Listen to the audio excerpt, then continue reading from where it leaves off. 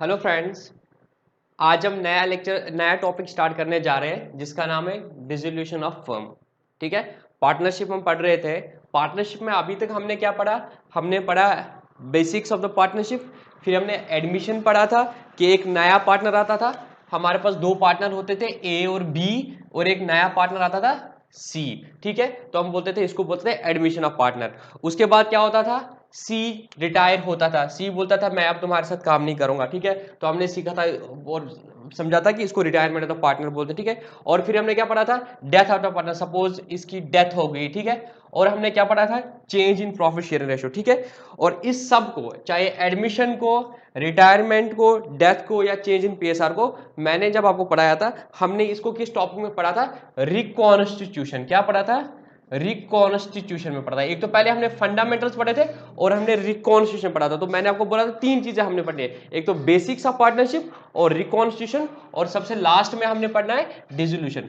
तो बेसिक जो था फंडामेंटल वो तो हमने कर दिया, उसके बाद हमने रिकॉन्स्टिट्यूशन सीख लिया। आज हम सीखेंगे डिसोल्यूशन। ठीक है, और डिसोल्यूशन भी किसका? फर्म का। देखो यहां पे क्या होता था, एक अगर मैं एडमिशन लूंगा तो ए और बी की क्या थी? पार्टनरशिप थी। तो इनके पास एक एग्रीमेंट था, ठीक है, एक रिलेशन था इनका। ठीक है, पार्टनरशिप का मतलब रिलेशन था। ठीक है, तो उसमें क्या थे? वो दो पार्टनर थे, उनके एक रिलेशनशिप थी, पार्टनरशिप वाली रिलेशन थी, एक एग्रीमेंट था उनका। जब सी आ गया, उससे क्या हो गया? वो फर्म अब क्या हो गई? रिकॉन्स्टिट्यूट हो गई। और आप बोल सकते हो जो ए और बी के बीच में जो पहले पार्टनरशिप थी वो डिसॉल्व हो गई। डिसॉल्व हो गई, क्या हो गई? ये बहुत इंपॉर्टेंट वर्ड है, यहां मैं तुम्हें बताता हूं। तब भी क्या होता था? हम तो उसको reconstitution of the firm, firm का रिकॉन्स्टिट्यूशन हो रहा था। फर्म में पहले दो पार्टनर थे, ए और बी, अब तीन पार्टनर आ गए। तो जो फर्म का था रिकॉन्स्टिट्यूशन था वो चेंज होगा, वो रिकॉन्स्टिट्यूशन ऑफ द फर्म होगा। बट आज हम डिसोल्यूशन ऑफ द फर्म से, तो हम समझ लेंगे रिकॉन्स्टिट्यूशन में क्या फर्क है, डिसोल्यूशन में क्या फर्क है। ठीक है, रिकॉन्स्टिट्यूशन मतलब क्या था? जो फर्म तो उधर ही रहेगी, फर्म खत्म नहीं हो रही है, बट फर्म के अंदर जो पार्टनर्स थे, फर्म में जो पार्टनरशिप डीड थी वो चेंज हो रही है, उसके प्रोविजंस चेंज हो रहे हैं, उसके क्लॉजेस चेंज हो रहे हैं। तो हम बोलते थे रिकॉन्स्टिट्यूशन ऑफ द फर्म हुआ, चाहे वो एडमिशन से हो, चाहे वो रिटायरमेंट से हो, चाहे वो डेथ से हो, या वो प्रॉफिट शेयरिंग रेशियो चेंज होने की वजह से हो, या डीड में किसी और चेंज की वजह से हो। ठीक है, उसको हम बोलते हैं रिकॉन्स्टिट्यूशन ऑफ द फर्म। और अगर इंडिविजुअल लेवल पे पार्टनर्स का जो एक एग्रीमेंट था, जो वो पार्टनरशिप थी उनकी, जो वो पार्टनरशिप थी, चाहे वो एडमिशन में के पहले ए और बी की पार्टनरशिप थी, क्या वो रिटायरमेंट के वक्त ए और बी सी पार्टनरशिप थी, वो पार्टनरशिप क्या होती थी? डिसॉल्व होती थी। क्या होती थी? डिसॉल्व होती। डिसॉल्व का मतलब क्या होता है? हम शुगर को पानी में करते हैं, फिर बोलते हैं वो डिसॉल्व हो गया। मतलब शुगर के जो क्यूबिक वो होते हैं, एटम्स होते हैं, उनका जो बॉन्ड था वो टूट जाता है उसमें। ठीक है, डिसॉल्व का मतलब क्या होता है? बॉन्ड टूट जाना। ठीक है, तो वो उनका जो बॉन्ड था ए और बी का वो टूट गया, अब एक नया बॉन्ड बन गया ए और बी और सी का। तो इसको हम बोलते थे जो इंडिविजुअल पार्टनरशिप थी यहां पे वो डिसॉल्व होती थी। ओवरऑल फर्म लेवल पे हम क्या बोलते थे? हम बोलते थे फर्म का डिसोल्यूशन नहीं होगा, फर्म का रिकॉन्स्टिट्यूशन हो गया। समझ आई बात? तो क्रक्स निकला कि अभी तक जो भी हो रहा था, चाहे एडमिशन, रिटायरमेंट, डेथ और चेंज इन पेशा, उसमें क्या हो रहा था? इंडिविजुअल पार्टनर्स के बीच में जो पहले पार्टनरशिप थी वो डिसॉल्व हो गई, वो एग्रीमेंट खत्म हो गया, अब नया एग्रीमेंट बनेगा। और फर्म लेवल पे क्या होता था? रिकॉन्स्टिट्यूशन ऑफ द फर्म होता था। बट आज हम सीखेंगे डिसोल्यूशन ऑफ द फर्म। मतलब वो जो फर्म है ना, फर्म ही डिसॉल्व हो गए। शुगर वाटर में डिसॉल्व हो गया, शुगर खत्म हो गया, फर्म डिसॉल्व हो गई, मतलब फर्म खत्म हो गई। अभी तक हम रिकॉन्स्टिट्यूशन में क्या पढ़ रहे थे? पार्टनरशिप डिसॉल्व होगी, ए और बी की जो पार्टनरशिप थी वो खत्म हो गई, that bond has got untied. अब नया बॉन्ड बनेगा ए बी और सी का। तो हम बोलते हैं फर्म के लेवल पे रिकॉन्स्टिट्यूशन का, फर्म खत्म नहीं हो रही थी। बट आज हम डिसोल्यूशन सीखेंगे, और डिसोल्यूशन में क्या होगा? फर्म ही खत्म हो जाएगी, फर्म ही खत्म हो जाएगी। देखो बेटा, तुम लोगों ने क्या सीखना है? तुम लोगों को अकाउंटिंग सीखनी है। अकाउंटिंग कब कब की करनी है? जब जब बिजनेस रहेगा। तो बिजनेस में क्या होगा? सबसे पहले बिजनेस का क्रिएशन हो जाएगा। ठीक है, जब आप याद करो सोल प्रोप्राइटर का, आप स्टार्ट में जर्नल एंट्री करते थे, उस ए स्टार्टेड बिजनेस, ही इंट्रोड्यूस्ड कैपिटल, तो पैसा आया बिजनेस में तो आपने उसकी एंट्री की, उन पैसों से एसेट खरीदा, आपने उनकी एंट्री की। फिर उनके लेजर अकाउंट्स बनाते, फिर बिजनेस चलता रहा, लेजर अकाउंट्स बनते रहे, ट्रायल बैलेंस बनता रहा, फाइनल स्टेटमेंट्स बन गए। फिर आए पार्टनरशिप में, फिर बोला ठीक है बिजनेस तो चलता आ रहा है, प्रॉफिट एंड लॉस में प्रॉफिट आएगा, उसको पार्टनर्स में डिस्ट्रीब्यूट करेंगे, profit and loss appropriation account बनाएंगे, पार्टनर्स कैपिटल अकाउंट बनाएंगे, एंड देन बैलेंस शीट बनाएंगे। उसके बाद फिर आपने पढ़ा कि ठीक है अब क्या हो सकता है, इससे ज्यादा क्या हो सकता है पार्टनरशिप में? सर ये हो सकता है कि कभी हम एक और पार्टनर को लाएंगे जिसको हम एडमिशन बोलते हैं, ठीक है, एडमिशन की भी एंट्रीज करते हैं, फिर हमने देखा था एडमिशन में क्या क्या इश्यूज आ सकते हैं तो उनको सीखा था, फिर ऐसे ही बोलता और क्या हो सकता है, और सिखाना है बच्चों को, बोला और रिटायरमेंट हो सकता है, ठीक है रिटायरमेंट की एंट्री कर सकते हैं, और क्या हो सकता है, ये प्रॉफिट शेयरिंग रेशो चेंज करेंगे तो उसकी एंट्री कर लेते हैं, किसी पार्टनर की खुदा न खासा डेथ हो जाएगी उसकी एंट्री करेंगे। अब क्या हो सकता है भाई, अब तो जैसा होगा वैसे ही चलता रहेगा, अब क्या नया सीखूंगा? कभी कभी क्या हो सकता है, हम बोलेंगे कि हम ये बिजनेस ही बंद करना है, एक तो हम बोलेंगे कि ठीक है हमें पार्टनरशिप खत्म करनी है, ठीक है, तो नया पार्टनर इधर चेंज हो जाएगा, ए जाएगा बी जाएगा, वो तो अलग बात है, पर जब हम बोलेंगे कि अब हम पूरी पार्टनरशिप खत्म करनी है, टोटली खत्म करनी है, इस बिजनेस को भी या तो बेच देना है किसी को, या हमने इस बिजनेस को क्या करना है, बंद कर देना है, तो फिर हम उसकी अकाउंटिंग एंट्री करेंगे। अभी तक की सारी अकाउंटिंग एंट्री की बेसिस की एंट्री आ गई, आपको एडमिशन की आ गई, रिटायरमेंट की आ गई, डेथ की आ गई, चेंज इन पीएसआर की। अब किसकी एंट्री करनी है कि सर अगर हमने ये बिजनेस ही बंद कर दिया, बेटा मुझे बताओ अगर बिजनेस बंद कर दिया तो कुछ मुश्किल है क्या? नहीं सर कुछ मुश्किल नहीं है। अगर बिजनेस बंद हो गया, ए बी सी पार्टनर्स थे, उन्होंने बोला कि हम अपना बिजनेस बंद करेंगे, तो क्या होगा? देखो बेटा क्या होगा, मैं एक बैलेंस शीट बनाता हूं, जिस दिन ये डिसाइड करेंगे, जिस दिन ये डिसाइड करेंगे कि सर हम अपना बिजनेस, ये दो बोल रहे हैं कि हम अपना बिजनेस बंद कर रहे हैं, तुम ठहरे इनके अकाउंटेंट, ठीक है, तुम्हें क्या करना है, इसका अकाउंटिंग एंट्री करनी है। अब डिसोल्यूशन ऑफ फर्म में क्या होगा, मैं पहले एक बैलेंस शीट बनाता हूं, ठीक है, मैं एक बैलेंस शीट बनाता हूं, तुम्हें समझ आ जाएगा, ठीक है, इसके लिए मैं एक एग्जांपल लेता हूं बुक से ताकि तुम्हें समझ आ जाए, ठीक है। आज सबसे अच्छी बात क्या है, जेके बोर्ड के जो बच्चे ये देख रहे हैं, आज हम किलानी पब्लिशर्स की जो बुक है वहां से क्वेश्चंस करेंगे, बट अभी मैं एक एग्जांपल ले रहा हूं, मैं जहां से लूंगा वो मैटर नहीं करेगा, बट मैं आपको एक 5 मिनट थोड़ा एक्स्ट्रा लगेगा, बट आपको पूरा समझ आएगा कि मैं क्या बोलना चाहता हूं, ठीक है। सपोज दो पार्टनर है ए और बी, तो क्या होगी, ए इज कैपिटल होगी, बी इज कैपिटल होगी, यही होगा, ठीक है। सपोज इसका कैपिटल है 32,500 और इसकी कैपिटल है 11,500, ठीक है, और तुम्हारे क्रेडिटर्स है, तुम्हारे क्रेडिटर्स है 48,000 और तुम्हारे रिजर्व्स है 13,500, ठीक है। इसी तरह से तुम्हारा एसेट साइड से तुम्हारे पास कैश पड़ा है 40,500, तुम्हारे पास स्टॉक पड़ा है 7,500, उसके बाद तुम्हारे पास डेटर्स पड़े हैं, डेटर्स तुम्हारा 21,500 है, और तुमने प्रोविजनिंग करके रखी है, प्रोविजन फॉर डाउटफुल डेट जिसे बोलते हैं, वो 500 है, और ये टोटल जाके 21,000 हो गया, और तुम्हारे पास फिक्स्ड एसेट्स है 36,500, ठीक है, और ये टोटल आएगा 105,500, 105,500। और आज तुम बोल रहे हो कि हम अपना बिजनेस बंद करेंगे, क्या बोल रहे हो कि हम अपना बिजनेस बंद करेंगे। अब मुझे बेटा तुम बता दो कि क्या होगा अगर ये दो पार्टनर्स ए और बी बोल रहे हैं कि हमें अपनी फर्म खत्म कर देने, हमें अब कारोबार एक साथ नहीं करना है, हम इस बिजनेस को बेच डालेंगे, तुम बताओ क्या होगा। कोई लॉ मत पढ़ो, अभी हम पार्टनरशिप एक्ट में नहीं जाएगा, तुम अपने दिमाग से बोलो क्या होगा। सपोज तुमने बिल्कुल नहीं पढ़ा आज तक, अपने दिमाग से लॉजिकली सोचो क्या होगा। इनको बिजनेस बंद करना है, इमेजिन कर लो तुम्हारे पास दुकान है, तुम ए और बी हो, अपने दोस्त को समझ लो, तुम ए और वो बी है, तुम्हारे पास दुकान है, ये तुम्हारी बैलेंस शीट है, ये तुम्हारी बैलेंस शीट है, और तुम अपना बिजनेस बंद कर रहे हो, तुम अपना बिजनेस बंद कर रहे हो, तो तुम्हें क्या करना होगा? पहले देखो होगा क्या, प्रोसीजर क्या होगा, फिर उसकी अकाउंटिंग करेंगे। सर हम क्या करेंगे ना, हम अपने इस स्टॉक को बेच देंगे, वेरी गुड। सर हम अपने इस स्टॉक को बेच देंगे, वेरी गुड। क्या करेंगे सर, इस स्टॉक को बेचेंगे, और सर इन फिक्स्ड एसेट को भी बेचेंगे, वेरी गुड, बहुत खूब बहुत खूब। फिर बताओ बेटा क्या होगा। सर ये जो डेटर है ना, इनको बोलेंगे भाई पैसे दे दो, इनसे पैसे ले लेंगे, तो सर हमारे पास ना कैश आ जाएगा। एक तो ये मेरे पास कैश है 40,500, और मैं स्टॉक बेचूंगा, सपोज मैं स्टॉक बेचूंगा, वहां से मुझे 7,000 आए, यही होगा बेटा। अब मैं जल्दी जल्दी में बेच रहा हूं स्टॉक को, ठीक है, तो मैं उसको 7,000 में बेच रहा हूं, और मैं अपने डेटर के पास गया, डेटर्स को बोल रहा हूं भाई मुझे पैसे दे दो, ठीक है। डेटर्स 21,500 के थे सपोज, और वो बोल रहे कि वो 95% ही देंगे, तो मुझे कितना मिलेगा।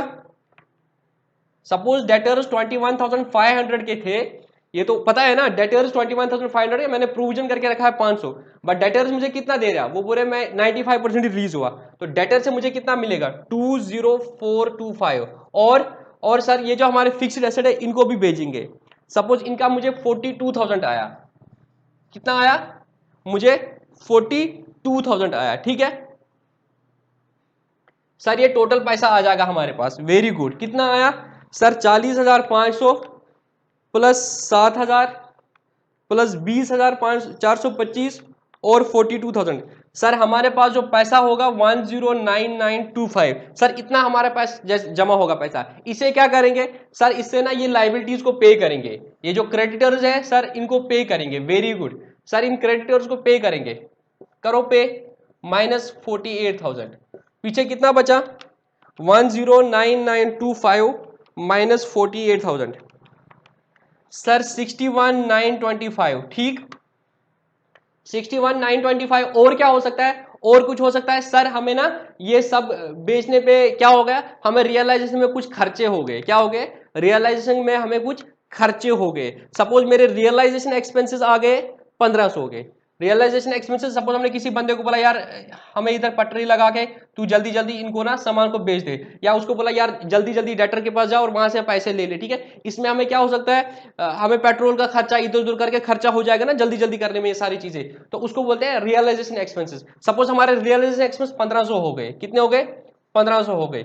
अब 61,925 माइनस 1500, अब हमारे पास कैश कितना बचा 60425, 60425 कैश बचा, हमारी लाइबिलिटीज भी खत्म हो गई। अब देखेंगे हमारी कैपिटल कितनी है, ए की 32,500 है, ए की 32,500 है, और बी का कितना है 11,500, ठीक है ये इनकी कैपिटल है। अब 13,500 जो रिजर्व था सर ये इनका शेयर था, ए और बी का शेयर था जो इन्होंने अभी तक डिस्ट्रीब्यूट नहीं किया था, जो अभी पड़े थे एक्यूमुलेटेड प्रॉफिट्स। तो ये क्या करेंगे पार्टनर्स की कैपिटल अकाउंट में ट्रांसफर करेंगे, किस रेशो में करेंगे, जो उनकी प्रॉफिट शेयरिंग रेशो थी। सपोज प्रॉफिट शेयरिंग रेशो 3:2 थी, सर हम क्या करेंगे 13,500 into 3 divide by 5 plus 8,100 plus 8,100 plus 32,500 कितना हुआ 4,600, इसका पैसा है बिजनेस में, और उसको कितना मिलेगा 13,500। 2 मिनट बियर करो, पूरा समझ आएगा मैं क्या कहना चाहता हूं, ठीक है।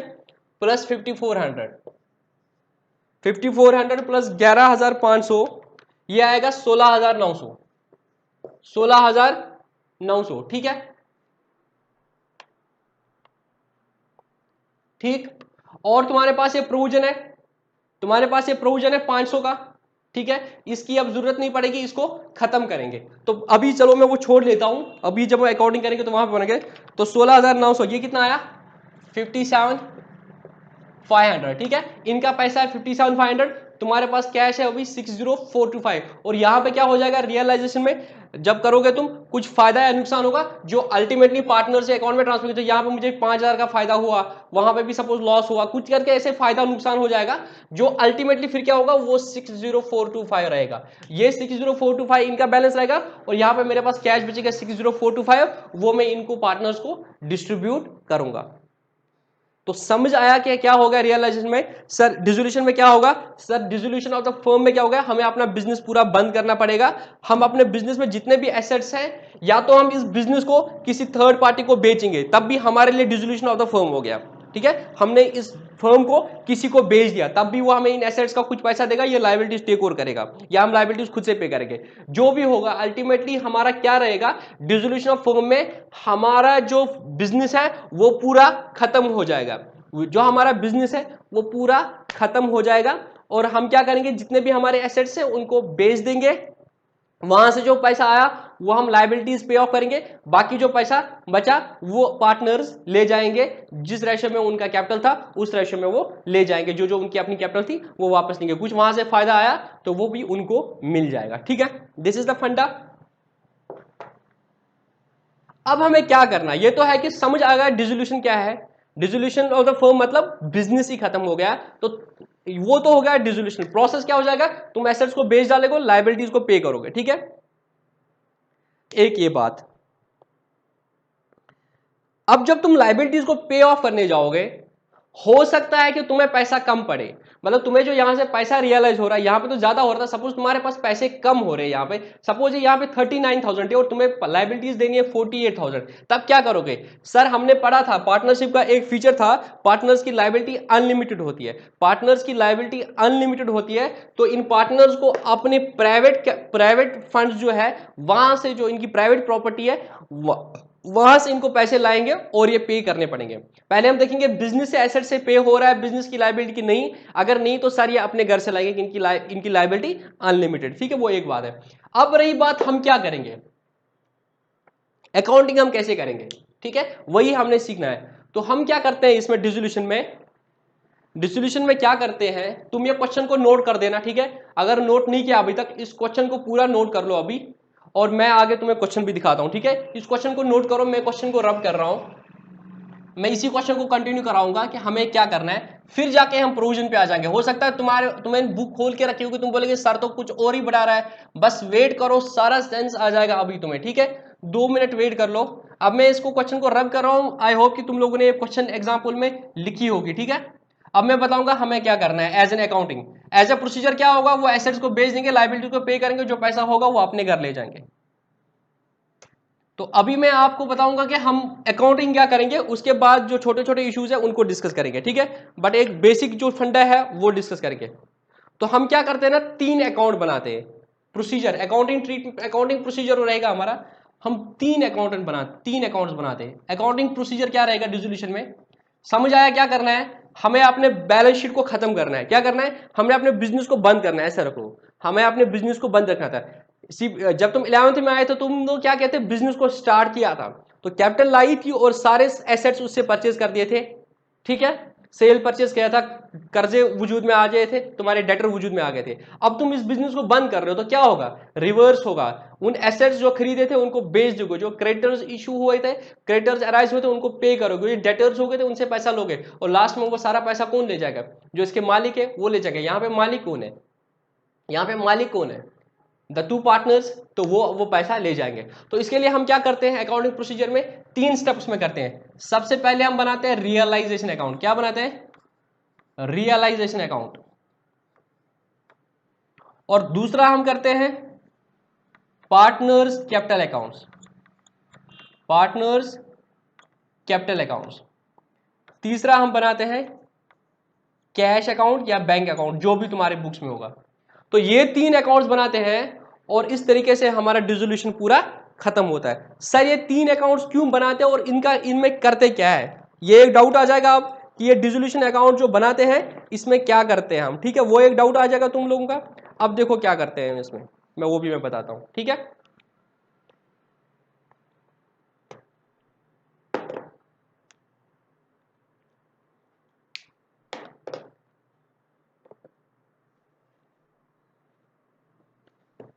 अभी मैं कोई बुक से कुछ नहीं पढ़ा रहा हूं, तुम बुक को अभी मत खोलो, ठीक है। अभी विजुअलाइज करो तुम्हारे पास क्या है। सर हमारे पास तो बैलेंस शीट थी अभी, ठीक है बेटा, बैलेंस शीट थी। सर बैलेंस शीट में क्या है, कैपिटल्स थी, लाइबिलिटीज थी, और सर एसेट्स थे, और कैश था, यही चीज था, ये 4 चीजें थी। तो सबसे पहले हम क्या कर रहे हैं, हम बनाते हैं रियलाइजेशन अकाउंट। क्या बनाते हैं, रियलाइजेशन अकाउंट। याद करो, मैं अगेन बार बार वही बात, जब तुमने बिजनेस स्टार्ट किया था तो तुमने क्या की थी, जर्नल एंट्रीज करती और उसमें सारे अकाउंट्स क्रिएट किए थे।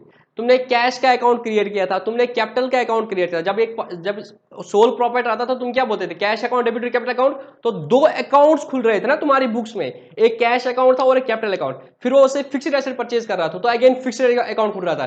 फिर वो क्या परचेज कर रहा था, परचेज अकाउंट खुलता था, सेल्स अकाउंट खुलता था, फिर क्रेडिटर्स वजूद में आते थे, डेटर्स वजूद में आते थे। इस तरीके से फिर वो सारी चीजें आ गई थी जो अभी के क्वेश्चन में तुम्हारे पास था, फिक्स्ड एसेट था, स्टॉक था, डेटर था, तुम्हारे पास कैश था, तुम्हारे पास कैपिटल थी, तुम्हारे पास लाइबिलिटी थी, तुम्हारे पास रिजर्व थे, ठीक है, यही चीजें थी। अब तुमने क्या करना है, इन सारे अकाउंट्स को क्लोज करना है, तुम्हें यही करना है ना तुम्हें। तो बिजनेस तो बंद हो जाएगा, that is one thing which they will be doing, the partners will be doing. What will be your role as an accountant, you have to close the books also, they will be closing the business, you will be closing the books. Fine. तो तुम्हें books close करनी है, तो ये सारे, अगर ये asset है तो क्या होगा, विजुअलाइज करने की कोशिश करो। तुम्हारे पास एक एसेट अकाउंट होगा, यस सर, हमारे पास ना एक एसेट अकाउंट होगा सर, हमारे पास फिक्स्ड एसेट अकाउंट है जिनका डेबिट बैलेंस है सर, जिनका बैलेंस है अभी, उनका बैलेंस कितना था फिक्स्ड एसेट का तुम्हारा सर, उसका बैलेंस था हमारा 36,500, ठीक है, यही था 36,500। इसी तरह से सर हमारे पास एक स्टॉक अकाउंट था सर, हमारे पास स्टॉक अकाउंट का जो डेबिट बैलेंस था, क्योंकि एसेट्स का क्या होता है, इनका डेबिट बैलेंस होता है और इनका क्रेडिट बैलेंस होता है, फाइन, यहां तक पता है ना। तो इसी तरह स्टॉक का डेबिट बैलेंस था सर, स्टॉक अकाउंट में यहां पे आता था, स्टॉक कितना आ रहा था, जो इस वक्त स्टॉक था सर, वो 7,500 का स्टॉक था सर। और मेरे पास डेटर्स थे, डेटर्स का मेरा बैलेंस था, डेबिट बैलेंस 21,500। तो अब हम अकाउंटिंग में क्या करते हैं, हम रियलाइजेशन अकाउंट बनाते हैं, क्या बनाते हैं, रियलाइजेशन अकाउंट। तो उसमें हम क्या करते हैं, जितने भी ये अकाउंट्स थे इनको क्लोज करते हैं, इनको क्लोज करते हैं, और इनका बैलेंस जो होता है उसको ट्रांसफर करते हैं रियलाइजेशन अकाउंट में। क्या करते हैं, रियलाइजेशन अकाउंट में। तो मैं बनाता हूं रियलाइजेशन अकाउंट, क्या बनाता हूं, रियलाइजेशन अकाउंट। इसकी इंक खत्म हो रही है, मैं ब्लैक पेन से ही लिखता हूं। तो हम क्या बनाएंगे, रियलाइजेशन अकाउंट बनाएंगे। और रियलाइजेशन अकाउंट में हम क्या करेंगे, ये जितने भी हमारे अकाउंट्स थे इनको खत्म करेंगे। हमारे पास था फिक्स्ड अकाउंट, ठीक है, फिक्स्ड अकाउंट में एक एंट्री थी, टू बैलेंस ब्रॉट डाउन 36,500, ये तो डेबिट बैलेंस था। इस बेस पे तुम ट्रायल बैलेंस बनाते हो, ट्रायल बैलेंस में बोलते हो कि फिक्स्ड एसेट का डेबिट बैलेंस है कितना, 36,500, ठीक है, और वो जाके फिर बोलते थे ये रियल अकाउंट है, तो ये जाएगा बैलेंस शीट में एज एन एसेट 36,500। तो अगर बैलेंस शीट में तुम्हें एक एसेट आ रहा है फिक्स्ड एसेट 36,500, बैलेंस शीट में 36,500 का एक फिक्स्ड एसेट आ रहा है, इसको विजुअलाइज करो, ये कहां से आ गया, सारे ट्रायल बैलेंस में आया था फिक्स्ड एसेट का डेबिट बैलेंस 36,500। अब ट्रायल बैलेंस में इसका ट्रेल देखो कि कहां से आया था, जिसको लॉग भी बोलते हैं, कहां से आ गया था सर, ये फिक्स्ड एसेट का एक अकाउंट है हमारी बुक्स में, उसका डेबिट बैलेंस है 36,500, वहां कैसे आया था सर, इसकी एक जर्नल एंट्री हुई है, asset fixed asset account debit to cash 36,500, कब, जब इसने बिजनेस स्टार्ट किया था, या डेप्रिशिएट करके वो फाइनली 36,500। तो एक एसेट अकाउंट है 36,500 का डेबिट बैलेंस, तो उस एसेट को मैं क्लोज करूंगा, क्या करूंगा, फिक्स्ड एसेट अकाउंट को क्लोज करूंगा। तो मैं लिखूंगा बाय रियलाइजेशन अकाउंट, क्या करूंगा, बाय रियलाइजेशन अकाउंट 36,500। अब तुम्हारी बुक्स में एक फिक्स्ड एसेट अकाउंट होगा, उसमें डेबिट बैलेंस होगा 36,500, तुमने क्या किया, उसको बाय 36,500, ये डेबिट 36,500, ये क्रेडिट 36,500, ये अकाउंट क्या हो जाएगा, क्लोज। बस यही करना है तुम्हें, ये अकाउंट क्या हो जाएगा, क्लोज। तो मैंने एंट्री क्या की, realisation account debit to fixed account, तो एंट्री क्या हो जाएगी, realisation account debit to fixed asset 36,500, जो अभी का क्वेश्चन था तुम्हारा, उसी से मैं करा रहा हूं।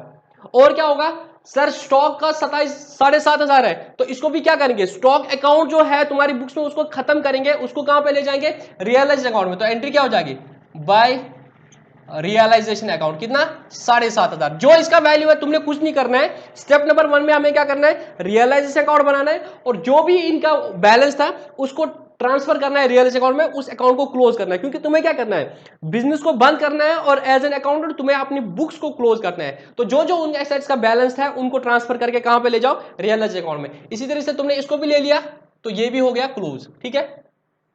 टू स्टॉक अकाउंट कितना सर, 7,500। और सर डेटर 21,500 के थे डेबिट बैलेंस, तो डेटर को भी क्या करेंगे, क्लोज करेंगे। तो एंट्री क्या हो जाएगी, realisation account debit to debtors, debtor को क्रेडिट करेंगे 21,500 से, ठीक है, तो तभी डेटर अकाउंट डेबिट क्रेडिट खत्म हो जाएगा।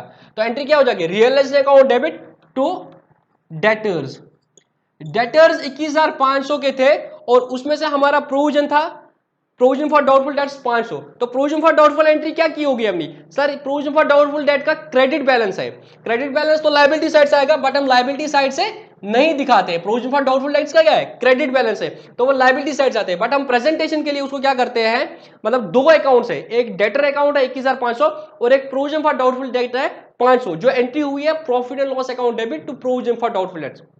वो पता है ना, प्रोविजन फॉर डाउटफुल डेट और बैड डेट में क्या फर्क है। जब तुम्हें पता होता है आइडेंटिफाइड कि ये डेटर बैड डेट हो रहा है, तुम बैड डेट को राइट ऑफ करते हो, तुम एंट्री करते हो bad debt account debit to debtor, but जब तुम्हें पता नहीं होता कि कौन सा डेटर बैड डेट हो जाएगा, तुम क्या करते हो, प्रोविजन करते हो, फिर आगे जब बैड डेट होता है तो उससे एडजस्ट करते हो, तो प्रॉफिट में से कुछ परसेंट लेस करते हो। तो वहीं पे क्या था, प्रोविजन फॉर डाउटफुल डेट्स का क्रेडिट बैलेंस है, तो उसको खत्म करोगे, तो अगर उसका क्रेडिट बैलेंस है उसको क्या करोगे, डेबिट करोगे, तो एंट्री क्या करोगे, provision for doubtful debts account debit to realisation account. Very good. Provision for doubtful debts क्या है, क्रेडिट बैलेंस, उसको खत्म करेंगे तो एंट्री क्या करेंगे, provision for doubtful debts debit to realisation account. तो रियलाइजेशन अकाउंट क्या हो जाएगा, credit by provision for doubtful debts. Sir इसका 500 बैलेंस है, और सर हमारे पास क्रेडिटर्स है, क्रेडिटर्स कितने हैं बेटा, सर क्रेडिटर्स 48,000 है, तो क्रेडिटर्स का क्रेडिट बैलेंस है उसको खत्म करेंगे, तो क्रेडिटर्स को वहां पे डेबिट करेंगे, जितने क्रेडिटर्स का बैलेंस है 48,000। ठीक है बेटा, और है कुछ बैलेंस शीट में, सर बैलेंस शीट में और बचा कैपिटल अकाउंट और रिजर्व। कैपिटल अकाउंट कहां पे ले जाएंगे, कैपिटल अकाउंट में, कैपिटल अकाउंट कहां पे ले जाएंगे, कैपिटल अकाउंट में। तो तुम्हारे पास जो बैलेंस शीट थी, तो बैलेंस शीट में तुमने देखा एसेट्स को, ये तुम्हारी बैलेंस शीट थी, तो बैलेंस शीट में क्या करना है तुम्हें, एसेट्स को और लाइबिलिटीज को कहां लेना है, सर इनको लेना है रियलाइज अकाउंट में। 2 मिनट पेशेंस का सुन लो, पूरा क्लियर हो जाएगा।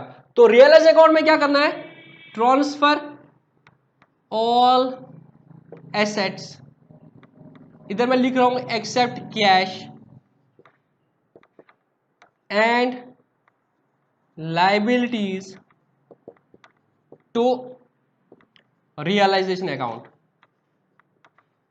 बहुत आसान है डिसोल्यूशन, बहुत आसान है, और मैं तुम्हारी बुक से थोड़ा डिफरेंट ही जा रहा हूं, तो बुक को फॉर द टाइम बिंग बंद करो, जो मैंने एग्जाम रखी थी उसी को रखो, उसके बाद में एक एक चीज दिखाऊंगा बुक से, बट पहले मैं बेस बनाना चाहता हूं, ठीक है। दैट्स वेरी इंपॉर्टेंट कि बच्चे को बेस बन जाए कि क्या करना है। मैं एक एक चीज कराऊंगा जो जैसे बुक में करा दिया है, तो उसमें बच्चों का फील नहीं आता है कि क्या करना है। पहले मैं मेन चीज दिखाऊंगा, फिर हम टारगेट दिखाऊंगा हमें कहां पहुंचना है, फिर वो छोटी छोटी एंट्रीज का एडजस्टमेंट भी करेंगे, ठीक है, कोई दिक्कत नहीं है। तो सबसे पहले हम क्या करेंगे, हमें अपने बिजनेस को क्लोज करना है, तो पार्टनर्स तो करेंगे क्लोज। बीइंग एन अकाउंटेंट हमारा रोल क्या होगा, जो ही हमें पता चलेगा, जो ही हमें पता चलेगा कि पार्टनर्स क्या कर रहे हैं, बिजनेस को बंद कर रहे हैं, तो तुम वेट करो, जब वो बोलेंगे ठीक है हमें बिजनेस को बंद करना है, तुम क्या करोगे, ठीक है फाइनल हो गया बिजनेस को बंद करना है, तुम जाके क्या बोलोगे, ठीक है हम अपने अकाउंट्स को बंद करेंगे। तो क्या करोगे, जितने भी एसेट्स है और जितने भी लायबिलिटीज है उनके जो अकाउंट्स है वहां पे उनको ट्रांसफर करो, कहां पे, रियलाइजेशन अकाउंट में। तो ले लिया, तो सारे एसेट्स और लायबिलिटीज को तुमने रियलाइजेशन अकाउंट में, एक्सेप्ट कैश। क्यों,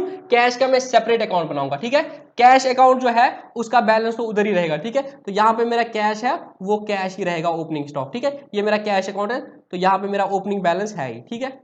तो कैश अकाउंट को मैं रियलाइजेशन अकाउंट में नहीं लूंगा, कैश को मैं उधर ही रखूंगा, ठीक है। उसके बाद करेंगे पार्टनर्स अकाउंट में, क्या करेंगे, ट्रांसफर कैपिटल अकाउंट्स, ये तो ऑब्वियसली इधर ही होगा, कैपिटल अकाउंट्स जो होंगे उसमें तो ओपनिंग बैलेंस आएगी, transfer reserves to partners capital account, ठीक है। अगर कुछ रिजर्व्स है या रिजर्व्स अगर कोई लॉसेस भी है, उनको क्या करोगे, पार्टनर्स कैपिटल अकाउंट में ट्रांसफर करोगे। तो इस तरीके से क्या हो गया, एज एन अकाउंटेंट तुमने इन लायबिलिटीज को हटा दिया, तुमने रिजर्व्स को हटा के कैपिटल अकाउंट में डाल दिया, तुमने इस एसेट्स को हटा दिया, तो अब तुम्हारे पास 3 अकाउंट बन गए। एसेट्स और लायबिलिटीज के लिए तुम्हारे पास एक रियलाइजेशन अकाउंट बन गया, बाकी सारे अकाउंट क्लोज हो गए, जितने भी बुक्स थे, जितने भी अकाउंट्स थे वो सारे क्लोज हो गए। अब सर 3 ही अकाउंट बचे हैं, कैपिटल अकाउंट बचा है और एक कैश अकाउंट बचा है और सर रियलाइजेशन अकाउंट बना है। Very good. अब क्या करोगे, सर हम इनको भेजेंगे एसेट्स को, एसेट को भेजोगे क्या आएगा, कैश आएगा। अब तुमने क्या किया, इस फिक्स्ड एसेट को तुमने भेजा, तुमने स्टॉक को भेजा, तुम डेटर को भेजा, तो एंट्री क्या हो जाएगी, कैश। तो एंट्री क्या होती है, अगर तुम फिक्स्ड एसेट को भेजते 42,000 में, नॉर्मली अगर तुम्हारे पास फिक्स्ड एसेट था 42,000 था, जब तुम फिक्स्ड एसेट को बेचते तो एंट्री क्या होती, सपोज मैंने कुछ नहीं किया होता, अगर मैं फिक्स्ड एसेट को बेचता 42 में, तो सर एंट्री होती cash account debit 42,000 to fixed asset 36,500 to profit on sale of fixed asset 3,500, ये एंट्री होती बेटा। हाँ सर ये एंट्री होती, बट अब क्या हुआ, फिक्स्ड एसेट तो है ही नहीं, फिक्स्ड एसेट तो है ही नहीं, इसकी जगह क्या है, रियलाइज अकाउंट। तो मैं बोलूंगा तुम क्या करो, कैश अकाउंट को ट्रांसफर करो रियलाइज अकाउंट में, मतलब तुमने सारे अकाउंट खत्म करके रियलाइज, अब जो कैश आएगा वो रियलाइज अकाउंट में जाएगा, जो कैश जाएगा वो रियलाइज अकाउंट से जाएगा। तो एंट्री क्या हो जाएगी, cash account debit to realisation account. हमने उन एसेट्स का वजूद ही खत्म कर दिया, तो जितना भी तुम्हें पैसा आ जाएगा उसको रियलाइज अकाउंट में ट्रांसफर करो। तुम बोलोगे सर 42,500 क्यों, हम 36,500 ही करेंगे और फिर प्रॉफिट लेंगे। मैं बोलूंगा बेटा वो भी कर सकते हो, बट उसको तुम छोड़ो, क्योंकि वो अगर तुम 42,000 करोगे, ये रियलाइज अकाउंट में प्रॉफिट आएगा, वो हम लास्ट में प्रॉफिट पार्टनर्स में करते हैं। हम एक अकाउंट बनाते थे अभी तक हम एक अकाउंट बनाते थे जिसका नाम था रिवैल्यूएशन अकाउंट। ठीक है, रिवैल्यूएशन अकाउंट में हम क्या करते थे, एसेट को वैल्यू को बढ़ाते थे। ठीक है, और अगर बढ़ाना होता था, घटाते थे तो घटाना होता, तो उसका प्रॉफिट लॉस जो भी होता था वो रिवैल्यूएशन अकाउंट में लेते थे, वहां से जो फायदा नुकसान होता पार्टनर्स में करते थे। तो यहां पे भी हम यही करेंगे। तो हम क्या करेंगे, अब जितना पैसा आया यहां से 42,000, तो मैं बोलूंगा इस कैश को कहां पे ले लो, एंट्री करो cash account debit to realise account. तो रियलाइज अकाउंट क्या हो जाएगा, क्रेडिट बाय कैश। ठीक है, ये एंट्री हो जाएगी। बाय कैश कितना आया, यहां पे मैं लिखता हूं फिक्स्ड एसेट से कितना आया 42,000।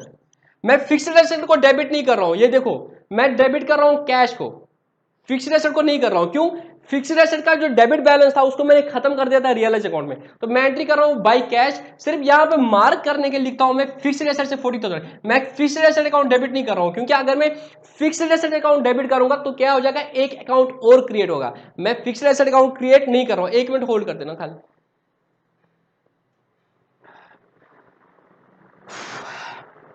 मैं फिक्स्ड एसेट को क्रिएट नहीं कर रहा हूं, मैं सिर्फ एंट्री कर रहा हूं cash account debit to realise account. ठीक है, तो कितना 42,000, और सर इस स्टॉक को बेच दिया, इससे कितना आया, सर इससे आ गया मेरा 7,000। कितना आया 7,000, तो एंट्री क्या हो जाएगी, cash account debit to realise account 7,000। ठीक है,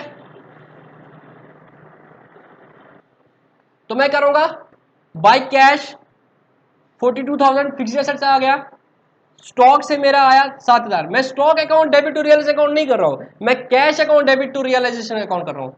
ठीक है, तो रियलाइजेशन क्रेडिट बाय कैश 7,000। और सर डेटर से हमारा आ गया, डेटर से कितना आया था 21,500, 21,500 इंटू 0.95 20425। वेरी गुड सर, इतना हमें पैसा आ गया एसेट बेच के, तो इसको बेच दिया, इसको बेच दिया, इसको बेच दिया। ठीक है सर, टोटल कैश हमारे पास आ गया प्लस 7,000 प्लस 42,000, सर हमारे पास कैश आ गया 69,425। अब लाइबिलिटीज को पे करो। तुमने बोला था हमारे डेटर कितने हैं, हमारे डेटर थे 21,500, तुमने प्रोविजन करके रखा था 500 का। अब इस प्रोविजन की कोई जरूरत नहीं पड़ रही है, क्यों, तुमने नेट में बोला तुम्हें कितना पैसा आ गया, तो जो लॉस था वो ऑटोमेटिकली रियलाइजेशन अकाउंट में आ गया। तुम्हारे पास डेटर थे 21,500 के, ठीक है, डेबिट बैलेंस था, और 500 का क्रेडिट बैलेंस था प्रोविजन, तो यू आर एक्सपेक्टिंग 21,000 आ जाएगा। ठीक है, बट आया कितना 20,425, तो इसमें से भी कितना कम आया, सर इसमें से 575 का और लॉस हो गया। तो इस लॉस को सर तुम कैसे रिकॉग्नाइज करो, मैं बोल रहा हूं देखो बेटा, मैंने क्या किया 21,500 का डेबिट किया, 500 का क्रेडिट किया। 21 विजुअलाइज करो, 21,500 का मैंने क्या किया, डेबिट कर दिया, 500 का क्रेडिट कर दिया। नेट में कितना डेबिट रहा 21,000, उसमें से कितना पैसा आया 20,425। इट मीन डेबिट में अभी कितना रहा 575। ये साइड ज्यादा हो जाएगी, रिवैल्यूएशन अकाउंट याद करो, ये साइड ज्यादा हो जाएगी डेबिट साइड, तो क्या होगा लॉस, तो लॉस पार्टनर में हो जाएगा। ये साइड ज्यादा होगा तो क्या होगा प्रॉफिट, वो पार्टनर्स में जाएगा। तो अल्टीमेटली हमें क्या करना है, हमें अकाउंटिंग एंट्री करनी है, जो इंपैक्ट होगा वो खुद ही रियलाइजेशन अकाउंट में आ जाएगा। ठीक है, तो कुछ नहीं करना है, तुमने realise provision for doubtful debts को 500 में ले लिया, अब इसको कुछ नहीं करना है, तुमने वो provision for doubtful account close कर दिया, अब इसकी कोई जरूरत नहीं है। अब डेटर से कितना रियलाइज होगा कितना नहीं होगा, वो ऑटोमेटिकली 21,500 20,225 वो इसमें खुद ही आ जाएगा प्रॉफिट और लॉस। ठीक है, कुछ नहीं करना है, तो प्रोविजन फॉर डाउटफुल डेट्स को कुछ नहीं करना है। क्रेडिटर 48,000 दे दो, क्रेडिटर्स को कितना पैसा दिया तुमने, क्रेडिटर्स को फुल दे दिया, तो एंट्री क्या हो जाएगी to cash realise account debit to cash कितना, सर क्रेडिटर्स को हमने दे दिया 48,000, और कुछ दे दिया,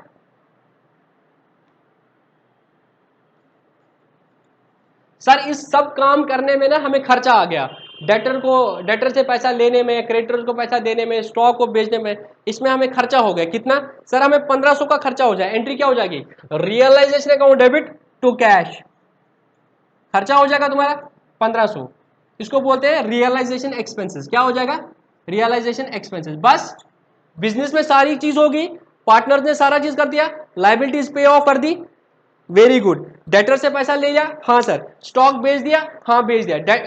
फिक्स्ड एसेट बेच दिया, हाँ सर बेच दिया। अब वो तुम्हें बोल रहे हैं अब हमें बता दो मेरा कितना पैसा बन रहा है ए का, बी का कितना पैसा बन रहा है। अब सारी इंपॉर्टेंट सारी नजरें तुम पर है, ए और बी की और उनके रिश्तेदारों की सारी नजरें तुम पर है कि तुम बता दोगे आप उनको। उन्होंने अपना काम कर दिया, तुम अकाउंटेंट थे, तुमने उनको बोला यार मुझे डेटर को रियलाइज करके दे दो, उन्होंने रियलाइज करके दे दिया। तुमने बोला मुझे स्टॉक भिजवा के दे दो, मैं तो तुम्हें पैसे दे दूंगा, उन्होंने बेच दिया। बोला फिर से इसको भिजवा दो, ये काम उन्होंने कर दिया और बोला उसमें इतना खर्चा आ जाएगा, अब हमें बताओ हमें कितना पैसा मिलेगा। तुम बोलोगे ठीक है हम टोटल करेंगे इसका, हम टोटल करेंगे, मैं बताता हूं।